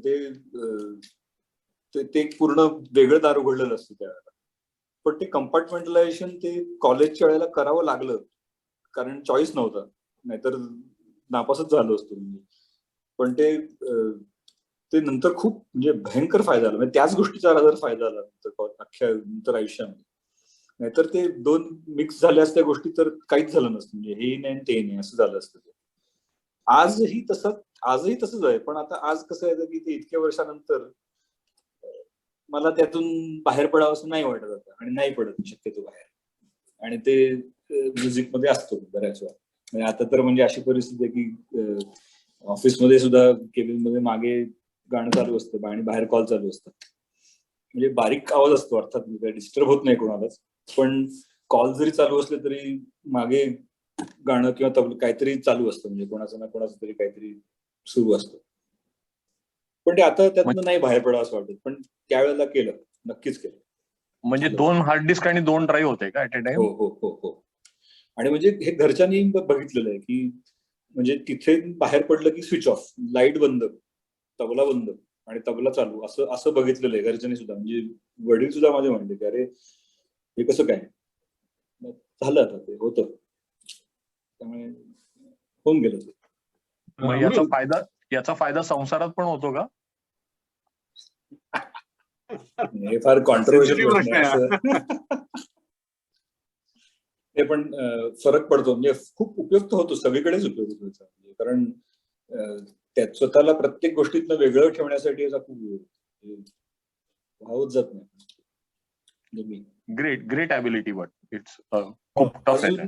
अजून एका गोष्टीचा तबल्यामुळे मला कॉलेजमध्ये आणि नंतर लाईफमध्ये फायदा झाला तो म्हणजे आम्हाला अब्बाजी काही लिहायला देत नसत. म्हणजे क्लासमध्ये शिकवलं ना की डोकं खाली घालून मी लिहायला लागलो वगैरे, असं कधी करू दिलं नाही. ते ओरडायचे तरी मुलं लिहायचीच. पण मी नाही लिहिलं कधी नंतर. पण त्यांनी काय केलं की त्यांनी तालीम दिली त्यासाठी वेगळी, की लक्षात कसं ठेवायचं याची तालीम दिली. आणि त्याप्रमाणे मग आज 15 मिनिटं, मग 30 मिनिटं, 1 तास, 2 तास, मग आज शिकवलेलं, मग 2 दिवसाचं शिकवलेलं, मग 4 दिवसाचं, मग आठवड्याचं शिकवलेलं. मग महिन्याचं शिकवलेलं आणि मग नंतर काय असं जे शिकते आणि अशी तालीम मिळत गेली की त्यांनी म्हणजे एक वेळ अशी आली होती की अब्बाजींच्या तोंडातून बाहेर पडलं की ते माझं झालं. म्हणजे हे माझं अजिबात मोठेपणा नाही याच्यामध्ये, माझं कर्तृत्वही नाहीये, पण ते झालं माझ्याकडून त्यावेळेला की त्यांच्या तोंडातून बाहेर पडलं की ते ब्लॉटिंग पेपर सारखं माझ्याकडे ते आलेलं असायचं आणि मी वाजून मोकळा झालेलो असायचं. लोकांना ते समजायला नंतर ते अरे ते त्यांचं समजेपर्यंत 4 अजून पुढे गोष्टी झालेल्या असायच्या. आणि हे मी स्वतः बघितलेलं आहे. हे मी नाही सांगत, हे लोक जे जुने त्यावेळेचे लोक आहेत हे सगळेजण सांगतात की अरे म्हणजे तुला कसं काय लक्षात राहायचं. ते त्यांनीच तालीम करून त्यांनीच तालमीमुळे त्यांच्या ते लक्षात राहायचं. पण त्यामुळे फायदा असा झाला की फार अभ्यास न करता कॉलेजमध्ये प्रोफेसरने शिकवलेल्यामुळे सगळं लक्षात राहायचं. कारण माझं असं होतं की आजही म्हणजे मला वाचलेलं लक्षात राहत नाही आजही. म्हणजे मी जेव्हा कॉन्ट्रॅक्ट वगैरे वाचतो का माझी ऑफिसची वगैरे कॉन्ट्रॅक्ट लक्षात राहत नाहीत. त्यामुळे मग ते मी काय करतो टाईप करून मला ते कोणतरी ते हल्ली सॉफ्टवेअर असतात ते लिहिलेलं वाचतं ते वाचायला त्यांना सांगतो मी. ते चालू असतं माझं काम चालू असताना ते बडबडत असतं. मग ते लक्षात राहतं पण ते सगळं माझं. आणि त्यातलं जवळजवळ 99% मी रिप्रोड्यूस करू शकतो. आणि परत सिलेक्टिव्ह येते की मला लक्षात काय ठेवायचंय आणि काय विसरायचं हे मी माझ्यावर ठरवू शकतो की हे डिलीट आणि हे डिलीट. म्हणजे मला नाहीच राहत लक्षात, पण मग जे स्टोअर करतो ते कायम राहतं लक्षात मध्ये. आणि आहे त्याचं ते नशिबाने ते मिळालं जातं ते आहे असं. मस्त. म्हणजे हे मला सांगायचं गंमत म्हणजे की मी एकदा ऑफिस कॉलेजमध्ये बसलो होतो त्यावेळेला म्हणजे मंदारचे वडील होते मंदार बापटचे. तर ते म्हणले की अरे मंदारला म्हणलं की अरे तू वाच मोठ्याने वाच मला लक्षात राहायचं. वडील म्हणले असं काय असतं का असं काय मोठ्याने वाच ते वाच ना तू. म्हणलं नाही काका लक्षात मी वाचलं तर काहीच नाही लक्षात राहणार. तो बोलला तर मला सगळं लक्षात राहील. ते म्हणले वाचेल तू खरं. म्हणजे ते खरंच त्या एक पॅरेग्राफ वाचला होता त्या मिलमन मधला एडीसी मधला. आणि अरे खरंच मी रिप्रोड्यूस केलं. ते काका म्हणले की अरे हे काहीतरी वेगळंच आहे म्हणे तू मोठ्यानेच वाच रे बाबा. म्हणजे असं झालं होतं. पण ते इट वॉज म्हणजे फन. पण ते होऊन गेलं त्याला खूप योग झाला दृष्टीने खूप फायदा. अमृत एक दुसरा प्रश्न होता की तू मगाशी म्हणास की मुंबईत असेपर्यंत मित्र असे नव्हते कोणी. आणि त्याचा म्हणजे मी असा अर्थ करतो की तू फारसा म्हणजे जास्त इंट्रोवर्ट होतास. आणि जेव्हा तू पुण्यात आलास VIT ला आला आणि तू मगाशी एक मेन्शन केलंस की फक्त किशोर चेंडूची ओळख होती. पण किशोरला तू कसा सापडला किंवा तू किशोरला कसा शोधला असं कसं झालं. म्हणजे तू जर एवढा इंट्रोवर्ट होतास स्वतःहून कधी कोणाशी माहिती करत नव्हता तर किशोर कसा सापडला तुला. हे खरंच मला आठवत नाही. म्हणजे दिस इज अ गुड क्वेश्चन. मला खरंच किशोर आपली कशी झाली मला आठवत नाही. वेलकम पार्टी होती का? वेलकम पार्टी नाही वेलकम पार्टीला मी कुठे. मी तो ऑगस्ट मध्ये जॉईन झालो होतो 15 ऑगस्ट नंतर. मला खरंच नाही आठवत. अरे हा विचारच नाही केला मी कधी. मला तर प्रश्न पडला खरंच आता. कारण मला आठवतंय मी किशोरच्या घरी त्या इन्सिंगच्याच वेळेला काहीतरी कुठून तरी आमचं ते काहीतरी कॉन्टॅक्ट कसं खरंच माहित नाही मला आठवत नाही. मला एवढं आठवतंय की मी इन्सिंगची प्रॅक्टिस करायला किशोरच्या घरी गेलेलो आहे एवढं मला आठवतं. आणि किशोरची आई त्यावेळेला आम्हाला चहा करून द्यायची. हो आपण ते सकाळी आमच्या घरी बसायचो ते. हो एक गोष्ट फक्त मला आठवते की एकदा अचानक असं आता कुठली स्पर्धा होती मला आठवत नाही पण अजय आणि किशोर आले आणि अरे जबरदस्त मुलगा मिळालेला आहे. आता तो आपलं तबल्याचं टेन्शन सगळं संपलं. म्हटलं किशोर काय करणार. किशोर म्हटलं मी नाही वाजवणार तो पण मी कॉलेजला जी मला काय 2-4 छोटी मोठी बक्षिसं मिळाली त्याच्यामध्ये सगळ्यात मोठा वाटा किशोरचा. He being a tabla player he accepted the role of playing nagma with. कारण तबला प्लेअरला मुख्य साथ लागते ती म्हणजे साथीदाराची. आणि अप्पाजींचं आमचं हे इतकं कठीण होतं सगळं त्यांनी शिकवलेलं. इतकं कठीण आहे म्हणजे त्याला साथीदार तसा नसेल ना तर ते नाही वाजवत आहेत. म्हणजे भले आपण किती चांगलं वाजवू त्यावेळेला कुठे काय आय लेअर वगैरे असं काही नव्हतं त्यावेळेला. त्याला कंपल्सरी तो पेटी घालूनच बसायला लागायचं माणसाला. त्यामुळे मी किती अगदी हुशार असलो तरी ते काय उपयोग नाही ना. जोपर्यंत साथीदार मिळत नाही तोपर्यंत काही उपयोग नाही तुमचा. आणि पण किशोर स्वतः तबला वादक असून सुद्धा त्याने ती बॅकसीट असत ना एका अर्थी लेहरा वाजवणं ही बॅकसीटच होती त्यावेळेला. ही ऍक्सेप्टेड दॅट बॅकसीट. म्हणजे त्याचं क्रेडिट जास्त आहे. ठीक आहे अमृत पण त्याचा फायदा मला पण झाला ऍक्च्युली. माझी पण लय सुधारणा घेतली याच्यात. अवघड वाचून मला पण त्याचा फायदा झाला. म्हणजे एकमेकांचा फायदा करून घेतला आपण चांगलं आहे. अगदी प्रश्नच नाही. म्हणजे मला आठवतंय मला एक की प्रश्न 10 आहे. वर्षानंतर जेव्हा आपण पहिल्यांदा माझ्या घरी गुरुपौर्णिमेच्या कार्यक्रमाला भेटलो, अचानक बसलो होतो आम्ही विदाऊट 10 वर्षानंतर बसलो, जवळजवळ 10 वर्षानंतर पहिल्यांदा एकमेकांशी बसलो आम्ही, पहिल्यांदा एकत्र tabla direct programme direct programme सुरू केला आणि ते सगळं येतच गेलं. म्हणजे ते कधी प्रॅक्टिसच नाही, असंच वाजवायला सुरू केलं आणि ते होत गेलं. म्हणजे प्रोग्राम मध्ये म्हणजे मी असं नाही म्हणते लोक बसलेत समोर ऐकायला वगैरे ह्याच्यात, आणि ते असं आम्हाला दोघांनी वाटलं नाही की आपण प्रॅक्टिस नाही केली वगैरे, असं वाटलं की कालच बसलो होतो. म्हणजे इतकं ते नॅचरल होतं आमचं दोघांचं झालेलं. पण आधी अजयशी किशोरची मैत्री झाली, मग महेश त्यात ऍड झाला, मग अविनाश बरोबर हे करायला लागलो, मग तेव्हा आरतीशी ओळख झाली. त्याच्यानंतर अजून शुभदा वगैरे, मग ते थोडस सर्कल वाढलं थोडस. मग नंतर मग ऍक्टिंग शिशिर आणि अनघा आणि प्रमोद वगैरे सगळं ते, मग ते हळूहळू वाढत गेलं. मग अरे मग ह्यांच्याबरोबर मग बॅकस्टेज मध्ये मग परत प्रसन्न असतो किंवा मंदार लाईटला असतो किंवा अजून कोणी असतो, मग असं ते हळूहळू वाढत गेलं सगळं. मजा होती. छान छान दोज वर द डेज. अभ्यास सोडून. Good good. अमृत, मला एक प्रश्न आहे. हा, ही तुझी सगळी म्हणजे तबला साईडची जी बॅकग्राऊंड आहे, ही बॅकग्राऊंड जेव्हा केव्हा तुझ्या कलिग्स ना आत्ताच्या ऑफिसमध्ये, समजा आता तू IBM मध्ये तिथं जर का लोकांना हे सांगितलं की मी तबला वाजवतो आणि मी उस्ताद आल्लारखाजींकडे शिकलेलो आहे म्हणून, तर लोकांना काय झेपतं का? म्हणजे स्पेशली आताची जी नवीन गँग आहे त्याच्यात ना, म्हणजे IT मध्ये आता तुझ्या माझ्या वयाचे लोक किंवा प्रसन्नच्या वयाच्या लोकांना हे स्ट्राईक होईल की म्हणजे त्यांना नमस्कार नाही करता आला तर तुला करून घेतलं तरी आपलं त्यांच्यापर्यंत पोहोचेल इतपत तुझी पुण्याई आहे त्याच्यात. पण बाकीच्यांना काय कळतं का? नाही अरे, हल्लीच्या लोकांना ते अरिजित सिंग वगैरेच माहिती असतं. म्हणजे खरं सांगायचं म्हणजे उगाच काय, म्हणजे मी खोटं नाही सांगत, पण हल्लीच्या लोकांना म्हणजे मी एवढं कशाला, आपण सिद्धार्थला विचारलं होतं त्याच्याकडे, आपला सिद्धार्थला विचारलं होतं की अरे म्हटलं जाकीरबाईंचा प्रोग्राम ठेव ना, तुझं बजेट असतंच, पण काहीतरी करू, फोन करतो मी जाकीरबाईंना किंवा शंकर महादेव. तर तो म्हणणार नाही, लोकांना पोरांना नाही आवडणार, त्यांचं ते लय नाही त्यांची, त्यामुळे ते नाही झालं. म्हणजे खरं सांगायचं तर कॉलेजमध्ये आपल्या म्हणजे ते, पण आता हे अनफॉर्च्युनेट आहे, पण ते फॅक्ट आहे. म्हणजे काय झालं आता ऍक्सेप्ट केलं पाहिजे आपण. अरे हे तू कॉलेजच्या पोरांचं सांगतोयस.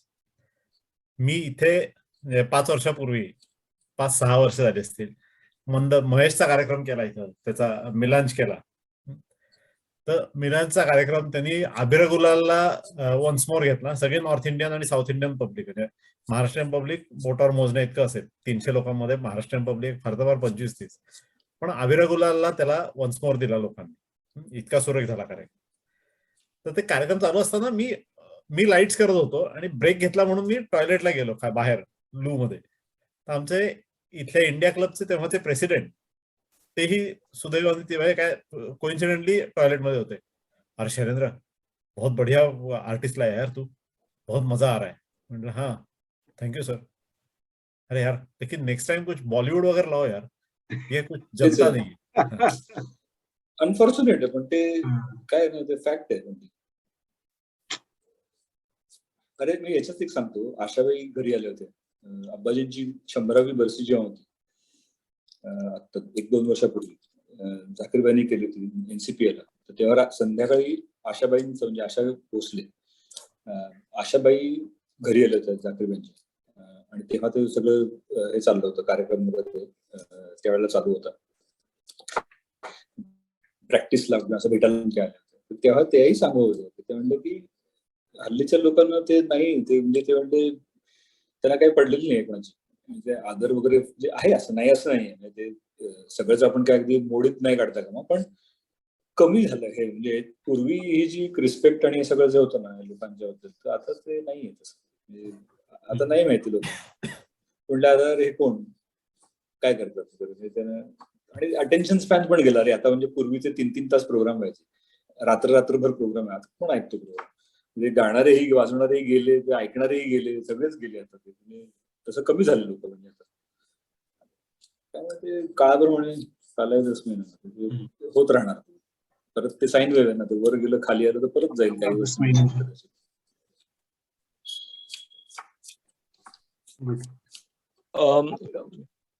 अमृत, आता एक प्रश्न असा आहे की इथपर्यंत तर पोहोचला, आता याच्या पुढे काय?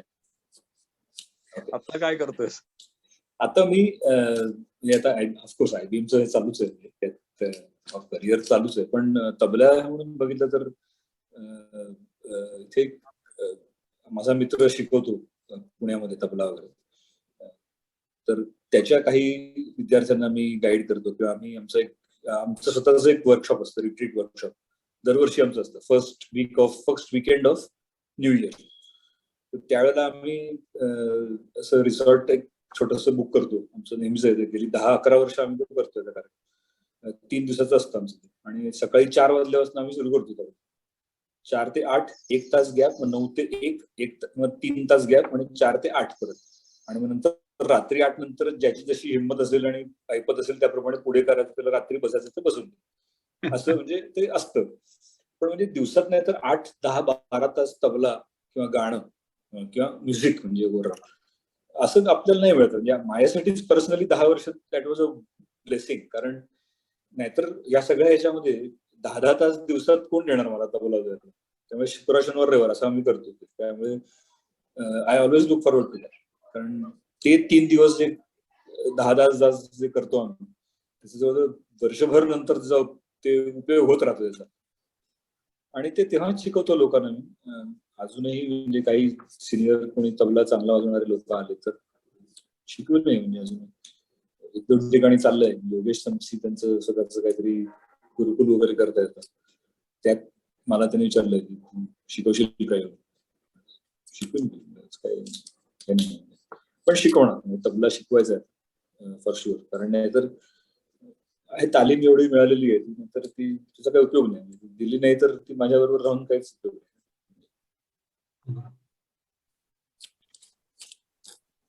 आपण एकदा परवा बोलत होतो तेव्हा तू काही संदर्भ सांगितला होतास की शिवाजी महाराज आणि रामदास स्वामी आणि त्यांचे दुर्ग या विषयावरचं तुझं वाचन किंवा हे आहे, त्याबद्दल काही सांगशील का? आणि आणखी एक नवीन कला. कलाच नाही, पण तो नेहमीच आवडीचा म्हणजे तो आहेच म्हणजे विषय. तो पहिल्यापासूनच आहे, लहानपणापासून आमच्याकडे समर्थांचं फार हे म्हणजे पहिल्यापासूनच आहे. आणि त्यामुळे अशाच लोकांशी संबंध येतो की त्यांचा त्या परंपरेशी संबंध असतो. त्यामुळे आपले सगळे लोक बघितले तर तेही तसेच बऱ्यापैकी तसेच आहेत लोक. पण त्यामुळे वाचन खूप एकतर आहे त्यांच्याबद्दल. शिवसमर्थ म्हणजे शिवाजी महाराज आणि रामदास समर्थ रामदास यांच्याबद्दल तर बऱ्यापैकी अवेलेबल भरपूर वाचलं, खूप झालं, खूप वाचलं. शिवाजी महाराजांबद्दल सांगायचं तर म्हणजे अवेलेबल आहे जे वाचण्यासाठी ते बऱ्यापैकी सगळं वाचून झालं असेल माझं कदाचित. त्याच्यावर बरेच म्हणजे हे पण चालले होते की एखाद विषयावर मी हे पण चालू आहे माझं की कसं केलं असेल त्यांनी त्यावेळेला वगैरे. म्हणजे त्यांच्या वेळेचं लॉजिस्टिक्स ह्याच्यावर एक माझा विचार चालू आहे की अभ्यास चालू आहे की त्यांनी कसं लॉजिस्टिक्स कसं मॅनेज केलं असेल. म्हणजे इकडनं मी जर सुरतेत जाऊन अटॅक करणार असेल रात्री, पुण्यातून सुरतेवर जर मी गेलो, हे पुरावे अवेलेबल आहेत की ते इकडनं त्र्यंबकेश्वरला गेले, रात्री राहिले, अंतर केलं, गेलं, जव्हारला गेले, विक्रमगडला गेले, आणि मग तिकडनं ते वेस्टर्न एक्सप्रेस हायवे म्हणजे आताच ते तिथे त्या जव्हारच्या इथे उधण्याच्या इथे जाऊन ते त्याला वेस्टर्न एक्सप्रेसला टच झाले, जे सुरत पासून जवळ आहे. आणि मग त्यांनी सुरतेवर अटॅक केला. तर त्यांचा रूल तर असा होता की त्यांच्या सैन्याला असं होतं की बाहेर कुठे खायचं नाही. बरं, बाहेरचे शेतं जी फार्मर्स वगैरे ज्यावेळेला होते त्यांना त्रास द्यायचा नाही असं होतं. त्यांनी त्रास दिला ते त्यांना त्रास शिक्षा द्यायची. बरं, असं सगळं असताना बरं तिथे लूट करायला चालले. म्हणजे असं काही लिजर ट्रिप नाहीये की बाबा मजा करत 4 दिवस 10 दिवस चालली आणि जाऊन तिथे आरामशीर बसीन वगैरे. सगळे घोड्यावरून जायचं. त्यांनी एक्स्ट्रा घोडे घेतलेत बरोबर. म्हणजे ते 15 दिवसाला पुरेल एवढं सामान घोड्यावरनं जर नेलं होतं. 1,500 लोक, 15,000ची फौज होती. 15,000 लोक घेऊन गेले घोडेस्वार.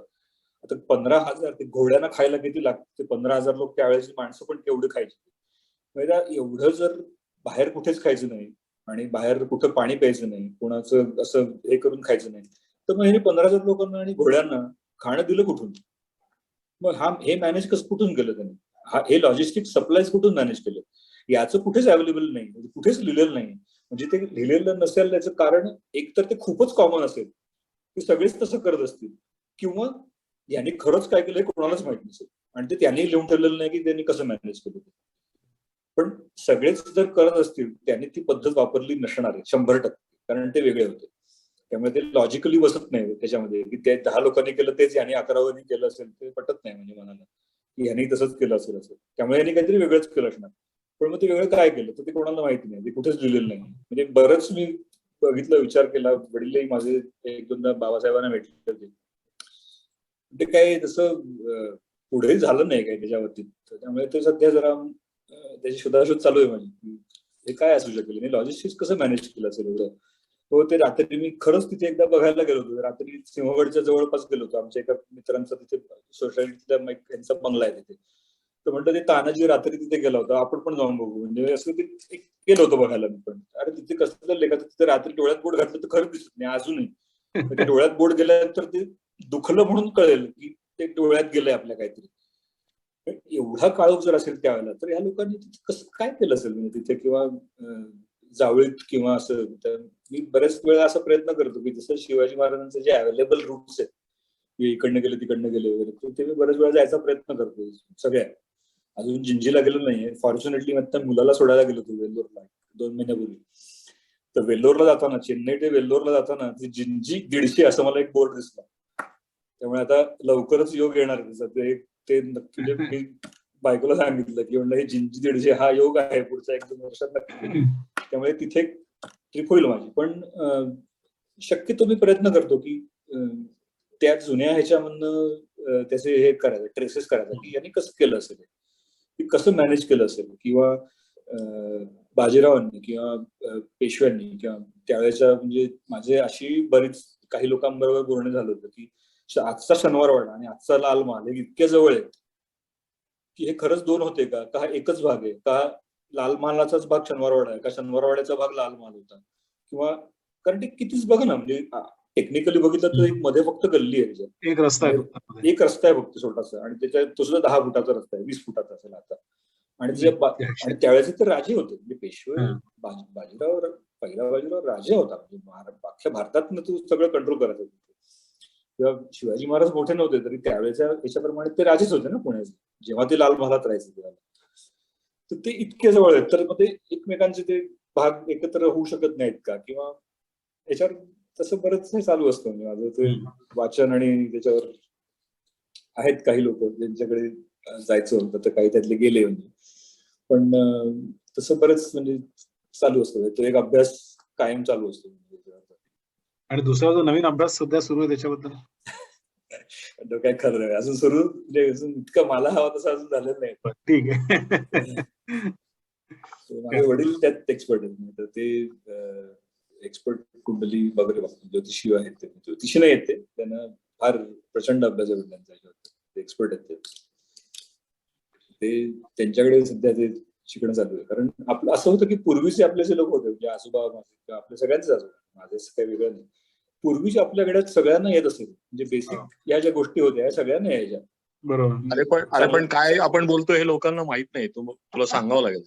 म्हणजे आपण साधा विचार केला तर, चांगला दिवस, मला जरा काहीतरी गाडी घ्यायची होती किंवा चांगला दिवस शोधून द्या. अरे मग चांगला दिवस शोधून द्या म्हणजे काय, चांगलं म्हणजे काय. तर म्हणजे हे जे होतं पूर्वी आपल्या लोकांना येत होतं हे सगळं, म्हणजे गेले 60-70 वर्षापूर्वी आपले आजोबा वगैरे लोक होते, या लोकांना ह्या बेसिक गोष्टी येत होत्या बघता, की काय वार नक्षत्र अंक तंक वगैरे बघून ते सगळं यायचं त्यांना. अरे म्हटलं हे आपल्याला कमीत कमी एवढं तरी आलं पाहिजे, म्हणजे आपल्या स्वार्थासाठी तरी आलं पाहिजे. कमीत कमी उद्या जागा घेतली तर जागा घ्यायला गेलो, चांगला दिवस कुठला म्हणजे ठरवून की वाईट दिवशी नको ना द्यायला. म्हणजे नाहीतर एवढ्या घरामध्ये आहे आपल्या सगळं, आपल्याकडे वडलोपार्जित जेवढं आहे आपल्याकडे ज्ञान, ते आपण नाही शिकलो तर ते वाया जाणार. म्हणून ते खरं शिकायला थोडस सुरू केलं, पण ते अजून काय त्याला गती आलेली नाही, वेळ नाही मिळत त्याची एवढं सगळं सांभाळून, पण प्रयत्न चालू आहेत. ठीक आहे. आणखी कोणाला काही प्रश्न आहेत का? पराग आगीच जेवण झालं होतं मगाशी, याच झालेलं. राहुल शुक्ल. ठीक आहे, अजून कोणाचे नसेल प्रश्न तर आपण शेवटाकडे वळूया.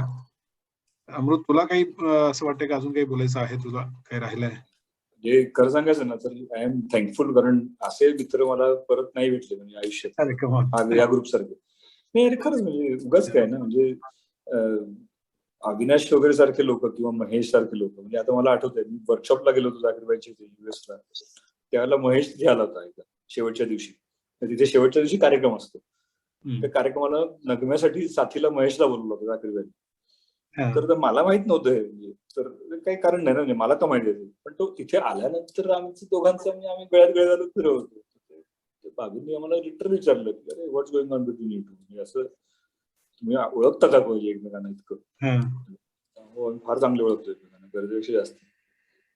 म्हणजे इतकं म्हणजे झालं होतं, म्हणजे ते असं भेटल्यानंतर मध्ये ध्यानीमनी नसताना भेटल्यानंतर फारच मजा येते ना, म्हणजे असं एकदम सडनली भेटल्यानंतर. म्हणजे आधी मला माहित नव्हतं, मी सिंगापूरला इतके वेळा गेलो, म्हणजे मलाच म्हणजे आठवतच नाही किती वेळा गेलो मी सिंगापूरला, इतके वेळा मध्ये काही वर्षांपूर्वी. पण मला माहितीच नव्हतं की आपला दाती सिंगापूरला राहतो. पण ते कधी वेळच नाही आली म्हणजे भेटायची. पण maybe next time I go let him, मी येतो भेटू शकतो, कारण सिंगापूर इतकं छोटूस आहे, भेटू शकतो नक्कीच म्हणजे आपण. ठीक आहे, ठीक आहे. आपण किशोर एक फॉर्मल क्लोज. अमृत, धन्यवाद. अतिशय खूप चांगल्या पद्धतीने तू तुझा सगळा प्रवास सांगितला. खूप मजा आली आम्हाला ऐकायला, प्रोफेशनल करिअर मधला पण आणि ऑफकोर्स कलेबद्दल पण. त्यामुळे तुला भविष्यासाठी खूप खूप शुभेच्छा. आणखी नवीन नवीन शिष्य तयार कर. आम्हाला अजून तुझा भरपूर तबला ऐकायचंय.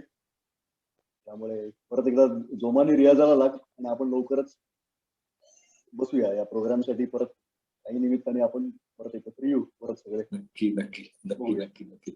आणि आता यावर्षी करोना झाल्यानंतर तर यावर्षी काहीतरी जमू यार, पहिलं जमू नक्की भेटायचं चाललं होतं आपलं.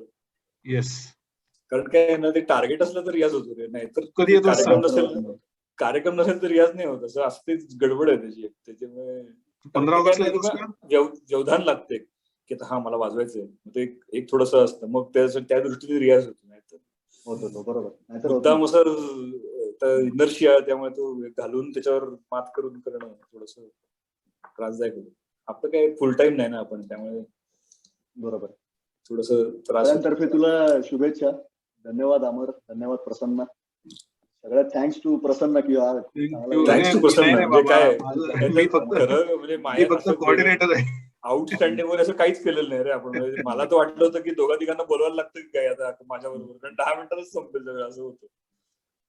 पण अब्बाजी was major factor. I am here because of him. Okay, ठीक आहे अमृत, धन्यवाद. आपण रेकॉर्डिंग बंद करू मग पुढं. नक्की, शुअर. थँक्यू.